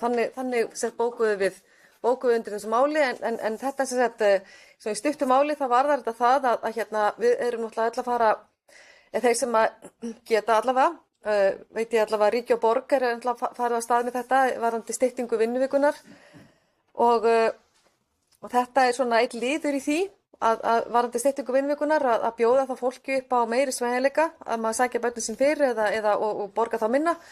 Og mér finnst þetta góð tillaga og allir sammála henni að það yrði farið í það að skoða þetta hvernig nýtingin á þessu yrði og þetta yrði gerði mögulega tilraun til 1 árs og ég held að mér segir svo hugur að það munu örugglega einhverjir vilja nota þetta vegna þess að ég held að við Íslendingar erum komin skammt á veg varðandi það hvernig við nýtum okkur styttingu og hvernig við förum með styttingu vinnuvikunar og þetta er náttúrulega hugsað sem meiri samvera með fjölskyldunar saman og svona minnka álag og allt það og ég held að það eigi náttúrulega að skila sér alveg til leikskólabarnanna líka og þetta er einnig komið fram eins og hefur komið fram varðandi það þurfa að fjölga starfsfólki í leikskólana og það vantar starfsfólk þarna inn þannig að við eigum eftir að ná einhverju jafnvægi hvað þetta varðar þannig að mér finnst þetta vera svona góð leið á þeirri vegferð þannig að þetta var bara samþykkt í fræðslunefndinni og þetta verkefni hefst bara strax frá með næsta hausti. Takk fyrir forseti. Þannig ég vildi bara svona láta vita þessari breytingu. Ég held að þetta sé mikilvæg svona þjónustu breyting og svona sérstaklega í þessu verkefni styttingu vinnuvikunar. Takk fyrir. Já, orðið lestum þetta mál og Stefán Ómar Jónsson fræðfulltrúi hefur beðið orðið sveigjanlegur vistunartími leikskólabarna. Gjörðu svo vel, Stefán Ómar. Já, forseti, takk fyrir forseti, ágætu bæjarfulltrúar og tilnefnendur. Já, ég fagna þessu bara og fagna því náttúrulega að þessi tillaga sem kom frá okkar fulltrúa í fræðslunefndinni á sínum tíma hefur núna fengið brautagengi og mikla samstöðu og það ber að fagna því vegna þess að þetta var náttúrulega nýlunda sem var tekin upp hann í fyrra eða kom með kjarasamningunum, stytting vinnuvikunar og þá sem sagt fór okkar fulltrúa að velta því fyrir sér hvaða áhrif þetta hefði á starfið í leikskólunum og á börnin sjálf. Ef að foreldrarnir eru að fá styttingu, eiga börnin þá kannski líka að geta fylgt þeim í þeirri vinnuviku styttingu og þetta er sem sagt svona kveikjan að því og forseti ég bara fagna því að allir gátu sameinast þetta. Það er aðalmálið og það er aðalniðurstaðan í þessu og vonandi kemur eitthvað gott út úr þessu í endan. Takk. Orðið lestum 17 mál. Bæjarfulltrúar og Rúnar Bragi hefur beðið orðið. Gjörðu svo vel. Forseti bæjarfulltrúar, ég sammála því að þetta er gott mál að skoða þetta og en á sama tíma held ég líka að þetta er verðugt verkefni að fara yfir því að Þetta er auðvitað, stytting vinnuvíkunar er ekki endilega 1 dagur í viku eða heldur þetta getur verið mánudag, þriðjudagur, miðvikudagur og fimmtudagur. Þetta verður auðvitað, það þarf að vanda til verks þarna til þess að sjá nákvæmlega kostnaðarliðar og annað í þessu en þetta er held ég ekki auðvelt verkefni en þetta er verðugt verkefni. Orðið enn laust þetta mál. Hvað sem ekki frekar ljós og þá er umræðan lokið. Þarna hefur rætt 3 mál. Helmingin af málunum sem var að dagskrá þessa fundar, en orðið laust. Bæði vilja ræða eitthvað af þessum 3 málum sem út að standa. Svo virðist ekki verið, þá lítið svo á við sem tilbúin í atkvæðagreiðslu. Þeir sem að samþykkja niðurstöðu fræðslunefndar fyrir beinir réttu hönd. Það eru 9 hendur á lofti. Og í fræðslunefndinni förum við í skipulagsnefnd. Fundur 4. mars síðastliðinn og þar voru 8 mál á dagskrá með svokölluðum afgreiðslufulltrúum í lokin og ég orðið laust og nú þegar hefur einn bæjarfulltrúi beðið orðið, það er Sveinn Óskar Sigurðsson. Gjörðu svo vel, Sveinn Óskar.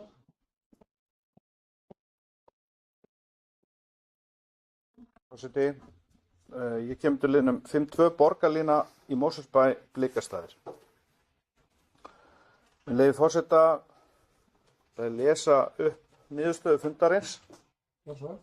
Skipulagsnefnd samþykkir að tillögur samkvæmt fyrirliggjandi gögnum verði lagðar til grundvallar að legu borgarlínunar í nýja aðalskipulagi Mosfellsbæjar. Samþykkt með 4 atkvæðum. Jón Pétursson, fulltrúi M-lista Miðflokks, greiðir atkvæði gegn tillögun. Og með leyfi forseta fæ ég að lesa upp bókun þess nefndarmanns. Bókun Jóns Péturssonar, fulltrúi M-lista Miðflokks. Miðflokkurinn hefur alla tíð lagst gegn hugmyndum borgarlínu með rökum sem áður hafa komið fram. Borgarlína í gegnum Blikastaðaland, ef af verður, mun auka virði þess lands verulega. Landið er í eigu einkaaðila. Fasteignir á því landi verða einungis á færi efnafólks að eignast. Tilvitnun lýkur. Hvað er forsenda þessa aðila sem á þetta land? Hver er hún? Forsenda til þess að byggja þar á þessu svæði. Á fundi sem haldinn var við framhaldsskólann hérna í Mosfellsbæ á sínum tíma með þessum fulltrúa var forsendan sú að borgarlína færi landi. Það var ekki í kringum 2006 þegar fræg grein bæjarstjóra núverandi birtist í Morgunblaðinu þess efnis að hann hafi ekki sérstakann áhuga á byggja í Blikastaðaland. En núna á að fara í þetta og þetta er í raun og veru á að vera svona rósin í hnappagati væntanlega forystu sjálfstæðismanna fyrir næstu kosningar. En fyrir hverja er þessar byggingar? Tökum annað dæmi. Nýlega var seldur reitur, svokallaður Heklureitur, og þar voru hönnuðir sem héldu samkeppni og svo vann ákveðin arkitekt að stóða þetta og forsendan var hver? Að þetta svæði færi borgarlína. Laugaveginn og Suðurlandsbraut. Hver er svo forsenda þess að þetta verði þá sett á laggirnar? Í umsögnum og inn í skjölum varðandi borgarlínuna en ein aðal forsendan svo að veri mikil fólksfjölgun á Íslandi og meðal hann sett að það fólk yrði að helst að koma erlendis frá. Vegna þess að við erum hætt að fjölga okkur nægilega mikið. Ég held nú að Mósellingar séu nú duglegir í því reyndar, samkvæmt nýjustu upplýsingum. En í aðalskipulagi Reykjavíkur nýlega var samþykkt sem var skrifað undir nýlega. Það var líka forsenda uppbyggingarinnar. Í samkvæmt því aðalskipulagi er að fólki í landinu myndi fjölga verulega erlendis frá. Og það stendur í gögnum skipulagsins. Ég reikna með því að það þurfi líka að hafa sambærileg upplýsingar inn í gögnum Mosfellsbæjar þegar aðalskipulagstillagan verður borin upp. En ég vil árétta eitt í þessu sambandi. Að þessar byggingar sem reistar verða á þessu landi munu vera mjög dýrar Þetta er mýrlendi, það djúpt niður að fast og það verður mjög erfitt byggingaland. En til þess að geta rifið fasteignir á höfðunum í Reykjavík, rifið og byggingar á Hekluritt, byggt á dýralandi eins og Blikastaðir eru, þarf að hækka húsnæðisverð. Svo svari kostnaði að fara út í þetta verkefni. Þessi sveitarfélagið á höfuðborgarsvæðinu, með þá meirihluta sem þar hafa starfað núna síðustu ár, hafa með þessu fyrirkomulagi stuðlað beinlínis að hækkun húsnæðisverðs. Vegna þess að öðrum kosti er ekki hægt að rífa þær byggingar sem eru fyrir og byggja á erfiðu landi svo Blikastöðum sem endaði í faðmi banka eftir hrun hagkerfisins og fjármálakerfisins á Íslandi. Þannig að maður spyr sig, hver stjórnar sveitarfélögum? Eru það lýðræðislega kjörnir aðilar eða einhverja aðrir? Og ég segi fyrir mitt leyti, það er fjölmargt mikið byggingaland hérna sem er betur fallið til þess að byggja á en þetta land. Og ég veit nú ekki betur að aðal markmið sumra sjálfstæðismanna er nú að fylla upp í skurði mýrlendis í leitað lausn CO2 vandans eða kolefnisjafna með því. En þarna verður náttúrulega fyllt upp í þetta mýrlendi með allt öðru fasteignum sem er mjög dýrt. Og það er rannsóknir sem sýna það að meðfram borgarlínum munu fasteignir hækka mjög mikið. Og það verða dýrustu fasteigninar.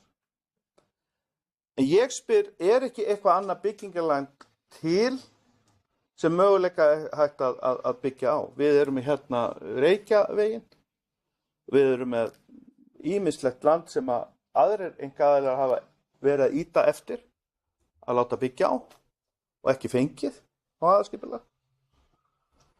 Og þá er spurningin, hvers vegna þarf borgarlínan að fara þetta? Fagaðilar á þessu sviði hafa sagt, það nægir fyrir Mosfellinga að vera með sérbraut, rauðmerkta fyrir strætó á Vesturlandsveginum og koma því bara fyrir þar. Í staðinn fyrir að fara með borgarlínu í gegnum Mosfellsbæ með þessum hætti. Það er miklu ódýrara og þyrfti ekki að raska landi eins mikið annars verði. En mér finnst þetta verkefni ekki vill maður standa í veginu fyrir framkvæmdum, alls ekki. En hér er maður að tala þenslu á markaði sem er búin til svo svona verkefni komist á lakið. Og fyrir það þarf almenningur að greiða. Fyrir þetta er bara lögmál. Þetta er bara hagfræðilega tengt lögmál sem beinlínis verður til þess að allur kostnaður sem verður af slíkum framkvæmdum fer beint í verðlagið. Og til þess að fjármagnið vilji fara í verkefnið, þá þarf að hækka húsnæðisverð áður. Þetta verkefni er með þessum hætti að því miður þá get ég ekki greitt þessu máli atkvæði eins og það liggur fyrir. En ef einhverja breytingar verða á því, þá má sjálfsagt hugsa það. En ég sé ekki fram á að það muni verða einhverja sérstakar breytingar á þessu. Hér á að byggja bara dýrt húsnæði. Það voru við list og nú þegar hefur Ásgeir Sveinsson bæjarfulltrúi beðið orðið þetta mál. Gjör svo vel ákveð, það er númer 2. Það forseti, bæjarfulltrúi bara stutt þetta mál 5.2 á fundi skipulagsnefndar. Borgarlína í Mosfellsbæ Blikastaðir og ég ætla að fá að lesa með leyfi forseta niðurstöðu fundarins. Skipulagsnefnd samþykkir að tillögur samkvæmt fylgjandi gögnum verði lagðar til grundvallar að legu borgarlínunar í nýju skipulagi Mosfellsbæjar og þetta var samþykkt sem sagt með 4 atkvæðum. Hvað fjallar þetta mál? Þetta fjallar það að þarna er verið að vinna því að í framtíðar skipulagi Blikastaðarlands, ef að byggingu þar verður, að þar mun koma pláss fyrir almenningssamgöngur og hvar verið að horfa á borgarlínuna og ég vil taka það fram að þetta ekki að kröfu landeiganda sem að þetta gert, heldur þetta hluti af samkomulagi sem að Mosfellsbær hefur gert ásamt öðrum sveitarfélögum hér á höfuðborgarsvæðinu uppbyggingar á samgöngumálum til næstu 20 ára og þar að leiðandi hluti af því samkomulagi sem að kallað samgöngusáttmálinn einmitt lega borgarlínu og við að sjálfsögðu fögnum því að hún komi hér upp í Mosfellsbæ vegna þess að við viljum ekki sitja föst í umferðinni og erum að taka þátt í þessu verkefni en til þess að það gangi eftir að þá þarf að sjálfsögðu borgarlínan eða þessar samgöngur að koma upp í gegnum Grafavoginn og í gegnum, hvað heitir nú landið í Grafavoginum? Keldnalandið, þannig að og það reiknað með að borgarlínan komi hér upp í Mosfellsbæ ég man 2032. En síðan á eftir að koma í ljóskort að það næst samkomulag við þessa landeigendur uppbyggingu á Blikastaðalandinu og að það sé einhver ávísun á það að borgarlínan komi þarna í gegn að fasteignir á því landi verði einungis á færi efnafólks að eignast, það náttúrulega stenst enga skoðun vegna þess að í fyrsta lagi ekki búið að búa til skipulagið og fulltrúi Miðflokksins hefur ekki hugmyndum hvað eignirnar verða til dæmis stórar eða margar þarna, þannig að þetta nú bara einhverjar getgátur og síðan það að bera saman Heklureitin og aðra reiti þar sem verið að rífa niður fleiri hús til þess að koma þar fyrir breyttu skipulagi í Reykjavík, það engan veginn sambærilegt miðað við þetta ósnorta land sem að Helgaferðslandið og eitthvað það væntanlega Blikastaðalandið og eitthvað það eftirsóttasta á höfuðborgarsvæðinu hvað var það landleg og annað slíkt þannig að það ekki alveg því saman að jafna aðstæðum þar en þarna verið að samþykkja að það verið byggt á þessum gögnum þessara rýnihópa að þessi 2 snið verði ofan á hvað var það vinnuna framundan og síðan kemur það í ljós hvernig þetta kemur til með að þróast en ég held að þetta sé bara hið besta mál og við sem erum búin að samþykkja og erum að taka þátt í þessum samningum samgöngusáttmálunum að sjálfsögðu þurfum við þá að gera ráð fyrir að þetta fái pláss hér í okkar sveitarfélagi. Takk fyrir. Já. Sveinn okkar Sjóðsbæjarfulltrúi, ég beðið orðið aftur þetta mál. Þetta sem sagt mál nr. 2. Þetta skipulagsnefndar. Það heitir málið til borgarlínu í Mosfellsbæ, Ansvík, Blikastaðir. Gjörðu svo vel. Já, takk forseti. Síðasti ræðumaður, hann upplýsti okkur það að bæði ég vissi ekkert málið og hann einnig. Við vitum ekkert málið. Við vitum ekki rekstrarforsendur þessara borgarlínu. Við vitum ekkert hvað kostar að byggja hana og hvað djúpt niður og fast. En það alveg vitað að þetta verður ekki ódýrt. Hvers vegna? Vegna þess að með þéttingunni sem verið hefur og meðalans verið á stefnu sjálfstæðismanna ásamt vinstrimönnum víða höfuðborgarsvæðið hefur þenslan á íbúðamarkaði valdið þessu og þetta meðvirk ákvörðun úthugsuð til þess að koma verkefnum að og færa fjármagn í raun og frá almenningi yfir til fjármagnseiganda. Það ekkert óeðlilegt að svo sé nema hver eru hagsmunir. Það náttúrulega þeirra sem að fara í framboð að geta sýnt frábær verkefni og sagt að þetta erum við að gera. Jú, þetta hluta því. En þarna beinlínis verið að búa til verkefni sem ekki að svara því sem kalli sem að ræða. Meira framboð að viðráðanlegu fasteignum, á viðráðanlegu verði. Og auðvitað bærinn þannig búinn í dag að vera bæði mjög skuldsettur sem aldrei fyrr á hvern íbúa og jafnframt þannig staddur að eiga ekkert land. Þá eins og málið búið núna. Ekki nægar upplýsingar til þess að taka ákvörðun svo stórt mál sem hér er gert nema fyrir liggi meiri upplýsingar rekstur þessara borgarlínu. Það er nýlega hafin vinna við að gera þá skýrslu. Hún er ekki komin. Og hópurinn sem hér er inni, margur hver, tók ákvörðun það að fara í borgarlínu algjörlega með bundi fyrir bæði. Og hér er líka verið að því. Það er að taka ákvörðun með bundi fyrir bæði augum. Nú, það hefur engin bæjarfulltrúi gefið merki að taka til máls þetta mál. Það var númer 2. Og þá er umræðan lokið. Og þú með bókun þetta mál. Já. Er hann tilbúin bæjarfulltrúi? Hann komin, já.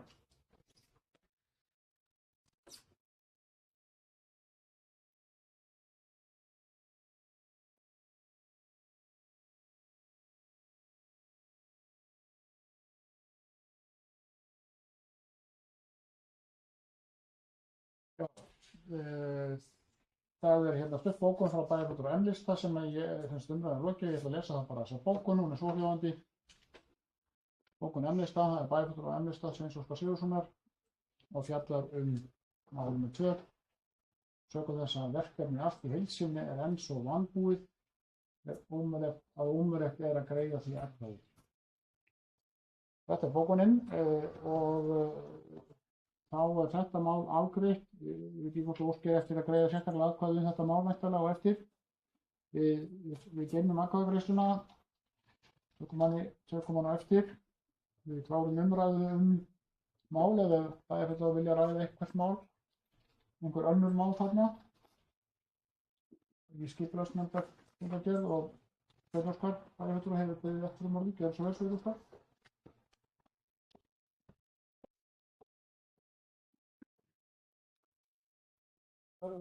Forseti, það liður 5-6, heildar endurskoðun aðalskipulags því að fresta það á þessum fundi. Ég var alltaf að spurja formann nefndarinnar hvort sé einhver möguleiki fyrir okkur að fá þessi gögn dálítið fyrr, en þannig að okkur er sendu þráttur þessa frestun að séu senda á þau gögn sem fyrir liggja til okkar dálítið snemma, því að þetta er það stórt mál að það verður ekki aðeins að verður tekið yfir í nefndinni, heldur að við hin sem erum ekki með seturétt í nefndinni getum fengið og afritið dálítið fyrir. Það er náttúrulega kemur með næstu fundagerð væntanlega, en allt sem að kannski, sem maður segir, sem hægt er að fá í dag. Það er beint spurningur í þín áttur, formanns skipulagsnefndar, hvort það sé að fá gögn, fylgigögn málum fyrr, eins og í þessu máli. Þetta mál. Takk fyrir það, forseti. Já, málunum var frestað á þessum fundi vegna þess að við ætluðum að stelast til þess að taka 2 fyrir 1 á þessum fundi, vera með venjulegan skipulagsnefndarfund milli 7 og 8 og reyna svo að taka aðalskipulagið milli 8 og 9 eða þess hluta af því til þess að svona flýta fyrir okkur. Annars erum við með sérfundi endurskoðun aðalskipulags, en sökum þess að það voru líflegar umræður á fundinum að þá gafst okkur ekki tími til þess að fara í þetta mál. Það var haldinn sérfundur þetta mál í gær milli 5 og hálf 8 þar sem var farið í þetta mál. Það eru því miður ekki gögn sem að liggja fyrir og verða birt á þessum tímapunkti vegna þess að þetta er svolítið eins og hjá fræðslunefndinni og það var reyndar ekki búið að hengja upp á vegg hjá okkur, heldur var skipulagsfulltrúi að fara í gegnum kafla og lýsingar sem hann er að vinna í samræmi við nefndina og fá í rauninu umræðu og tillögur að þessum köflum sem er verið að skrifa inn í aðalskipulag, og síðan fer hann með það áfram og með þær tillögur og breytingar sem að voru ræddar á þessum mjög svo góða fundi í áframhaldandi vinnu í að skrifa þessa kafla. Þannig að þetta er ekki gögn sem að eru orðin tilbúin til birtingar, þannig að það er ekki því að heilsa á þessu stigi. Ég vona að þetta svari spurningunni. Takk. Já, og það er fulltrúi Stefán Ómar hefur líka óskað að taka til máls heildarendurskoðun. Já, forseti, ágætu bæjarfulltrúar og tilheyrendur. Það er þetta sama mál, forseti, sem hvað heitir? Þetta heitir endurskoðun aðskipulags Mosfellsbæjar 2011-2013. Þetta var málinu frestað eins og komum við. Já, takk fyrir. En hérna eins og kom fram í máli formanns skipulagsnefndar hérna undan mér að þá héldum við þennan fund í gær, þennan frestaða fund og fyrir þeim fundi þá voru send út gögn sem við gátum kynnt okkur fyrir fundin en við vorum sammála það að þar sem þetta eru vinnugögn þá byrstum við ekki út fyrir að svo komnu máli en væntanlega verður það bara gert þegar að þau eru hæf til þess. Þetta er svona bara að bæta þessu við. Já. Æfellsverður Sveinn Óskar hefur beðið orðið aftur þetta mál. 6. mál. Gjörðu svo vel. Forseti bara stöddu þetta sama mál að á morgun er boðað til fundar í skipulagsnefnd og það er bara eitt mál og það er þetta á dagskrá. Nei, það var bara ekki farin út. Þetta var í gær. Ég var að skoða núna, já þessi fundur er samt í boðun. Já, hann er ekki dottin út úr því. Ég tók eftir svona. Já. En allavega þá er þetta efnið á ekki sem er hérna inni, sem er glærusjó, má það ekki hérna dreifa því neitt? Já, ykkar sem vilja ræða þetta málum, þetta frestaða máli, þetta er Ásgeir Sveinsson hefur beðið aftur máli, gjörðu svo vel. Nei, áfram þetta sama mál, þetta mál er svo sem ekkert í dreifingar, þetta eru vinnugögn og er alls ekki tilbúið og þær glærur sem voru þarna sýndar það taka töluverðum breytingum og tóku töluverðum breytingum við umræðu á fundinum sem að skipulagsfulltrúi og þau á umhverfisviðinu bara setja þá inn í þessa kafla en því miður þá komst ekki fulltrúi Miðflokksins á þennan fund í gær en hann hefur auðvitað aðgang að þessum gögnum og ég vissum að þú getur fengið að kíkja á þetta hjá Sveinn Óskar. Já, ok. Nei, þetta verður ekki til dreifingar, þetta er bara vinnugögn. Já, takk. Já, þetta er alveg þá skýrt, þannig að við ræðum þetta ekki frekar. Það voru ennþá laust. Það voru að ræða 2 mál, þarna voru 8 mál með afgreiðslufundinum. Eitthvað sem bæjarfulltrúar vilja ræða þarna. Skipulagsnefnd, 4. mars, 1960. Það gefur engin merki, þá lít ég svo á að umræðan sé lokið. Og við göngum þá til atkvæða og það þá rétt skilið að það er óskað eftir atkvæðagreiðslu, sératkvæðagreiðslu mál nr. 2, er það ekki rétt bæjarfulltrúi Sveinn Óskar? Við tökum það sérstaklega fyrir atkvæðagreiðslu núna og svo allir séu með nótunum hvað það snýst, hvað við erum að reyna að greiða atkvæði, það er sem sagt borgarlínu í Mosfellsbæ, Blikastaðir og niðurstaða bæjarráðs, ég ætla að lesa hana bara hér. Skipulagsnefndar, afsakið, er svohljóðandi. Skipulagsnefnd samþykkir að tillögur samkvæmt fyrirliggjandi gögnum verði lagðar til grundvallar að vegu borgarlínunnar í aðalskipulagi Mosfellsbæjar. Það sem staðfesta þessa niðurstöðu bæjarráðs er bennur eftir hönd. Skipulagsnefnd. Já, það er bæjarráði. Við tölum svo mikið lengi bæjarráði. Er einhver á móti? Já, það er 8 atkvæði og 1 á móti. Þessu máli á fundi skipulagsnefndar. Þá hefum eftir að greiða atkvæði eftir hinn málin öll. Og þá spyrði það bæjarfulltrúar eftir hönd sem staðfesta niðurstöðu skipulagsnefndar í þeim málum. Allir með á nótunum að stendur atkvæðagreiðslu yfir og það eru 9 hendur á lofti. Það ekki? Já. Það er allir sem greiða atkvæði með hinum málunum, það er sér niðurstöðinni. Þá er komið að 3. vesenu hjá okkur. Fasti lið, það eru fundargerð í kynningar. Þær eru núna 6 talsins og við göngum í þetta. Það er bygginni hlutur og fyrst með afgreiðslufund. 5 mála dagskrá þar. Orðið lustum eitthvað þar. Þetta er sengur hjós og þá er umræðan lokið og þessi fundargerð lögð fram. Skipulagsfund fulltrúi Kristinn Pálsson hér líka svokallaðan afgreiðslufund. Þar var nú einungis eitt mál á dagskrá og ég gef orðið laust það eina mál. Það kveðið sig ekki ljós og þá sú fundargerð lögð fram.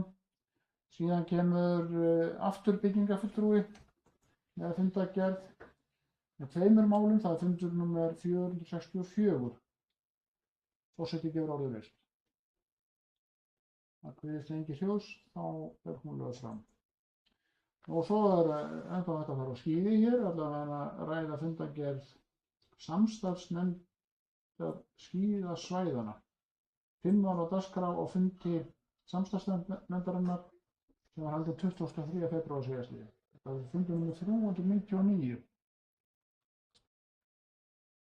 Hálfdrættingar á við bæjarstjórnina. Fundur með 400 hér, næsti fundur, en forseti gefur orðið laust. Þessu engi fjós þessa fundargerð, þá hún lögð fram. Og beint að skíðum förum við í það sem að gengur nú undir nafninu stjórnsamband íslenskra sveitarfélaga. Það er svo mörg mál þar, það má sjá hvað rösk. Þessi fundur tók 2,5 klukkustund og 23 mál á dagskrá, fólk var í landinu, alltaf í fjarfundi. Og þarna þessi var fundur svo fram 25. febrúar síðastliðinn og forseti gefur orðið laust. Þú verður óskar að taka til máls, Sveinn Óskar, eitthvert mál á þessum fundi. Það er nóg að taka 23 mál. Þetta var fundur númer 907. Fjölsverð. Já, forseti, ég ætla nú að biðja að taka, lofa mér að fjalla bókun fundarins. Með leyfi. Já, heildarbókun. Já. Ef ég fæ að vitna hérna í hana. Það er að kíkja á hérna, þetta er fundur númer 907. Þetta stendur í ljósi atburða undanfarna daga. Það er alveg fremst. Fremst, já. Já, hérna. Já, hvað er það?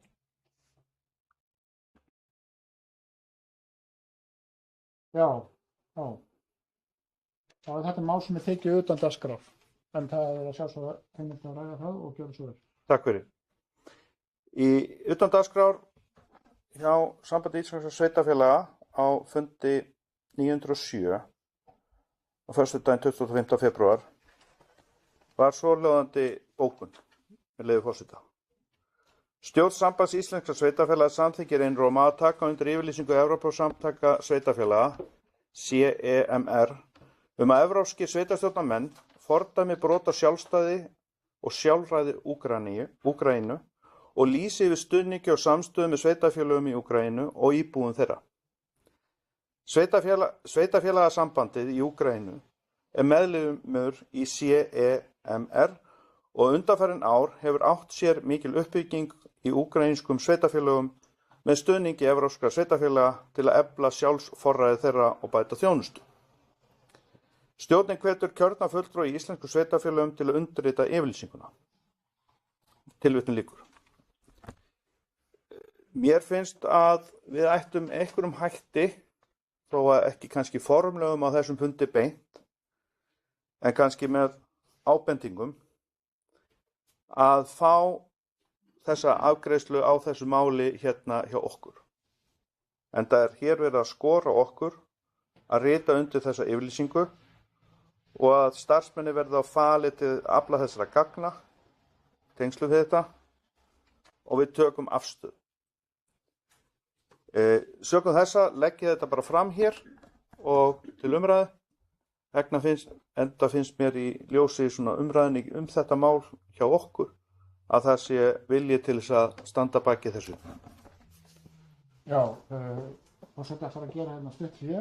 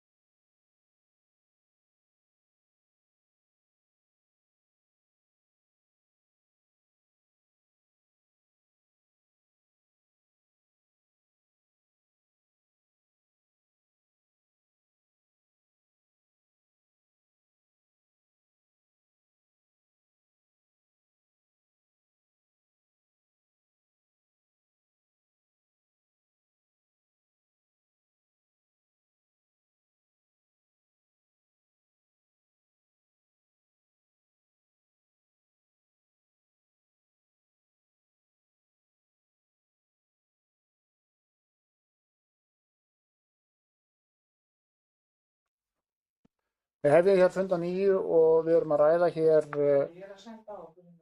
fundargerð frá Sambandi Íslenskra sveitarfélaga nr. 907. Bæjarfulltrúi Sveinn Óskar Sigurðsson vakti hér athygli á mál sem var rætt utan dagskrá sem snýst yfirlýsingu frá Evrópusamtökum sveitarfélaga að evrópskir sveitarstjórnarmenn fordæmi brot á sjálfstæði og sjálfræði í Úkraínu og lýsi yfir stuðningi. Það hefur verið samþykkt hér, eða bæjarfulltrúar hér í bæjarstjórn Mosfellsbæjar, óskar eftir því hér allir að leggja hér fram eftirfarandi bókun undir þessari fundargerð, hún er svohljóðandi. Bæjarfulltrúar í bæjarstjórn Mosfellsbæjar taka undir með stjórn Sambands Íslenskra sveitarfélaga varðandi yfirlýsingu Evrópusamtaka sveitarfélaga CEMR að evrópskir sveitarstjórnarmenn fordæmi brot á sjálfstæði og sjálfræði Úkraínu og lýsi yfir stuðningi og samstöðu með sveitarfélögum í Úkraínu og íbúum þeirra. Þetta verður þá sett undir fundargerðina í fundargerð bæjarstjórnar. Þetta var sem sagt fundur nr. 10, mál nr. 10. Og enginn hefur hvað sér frekar hljós þessa fundargerð eða hvað. Þetta voru mörg mál þarna, við gátum áðan, 23 mál. Þessi bókun bæjarstjórnar fer þarna undir. Þetta var 10. mál á dagskráni og þá var ein fundargerð eftir bæjarfulltrúar. Það er svæðisskipulagsnefnd höfuðborgarsvæðisins. 2 mál á dagskrá hjá þeirri nefnd. Fundur nr. 104.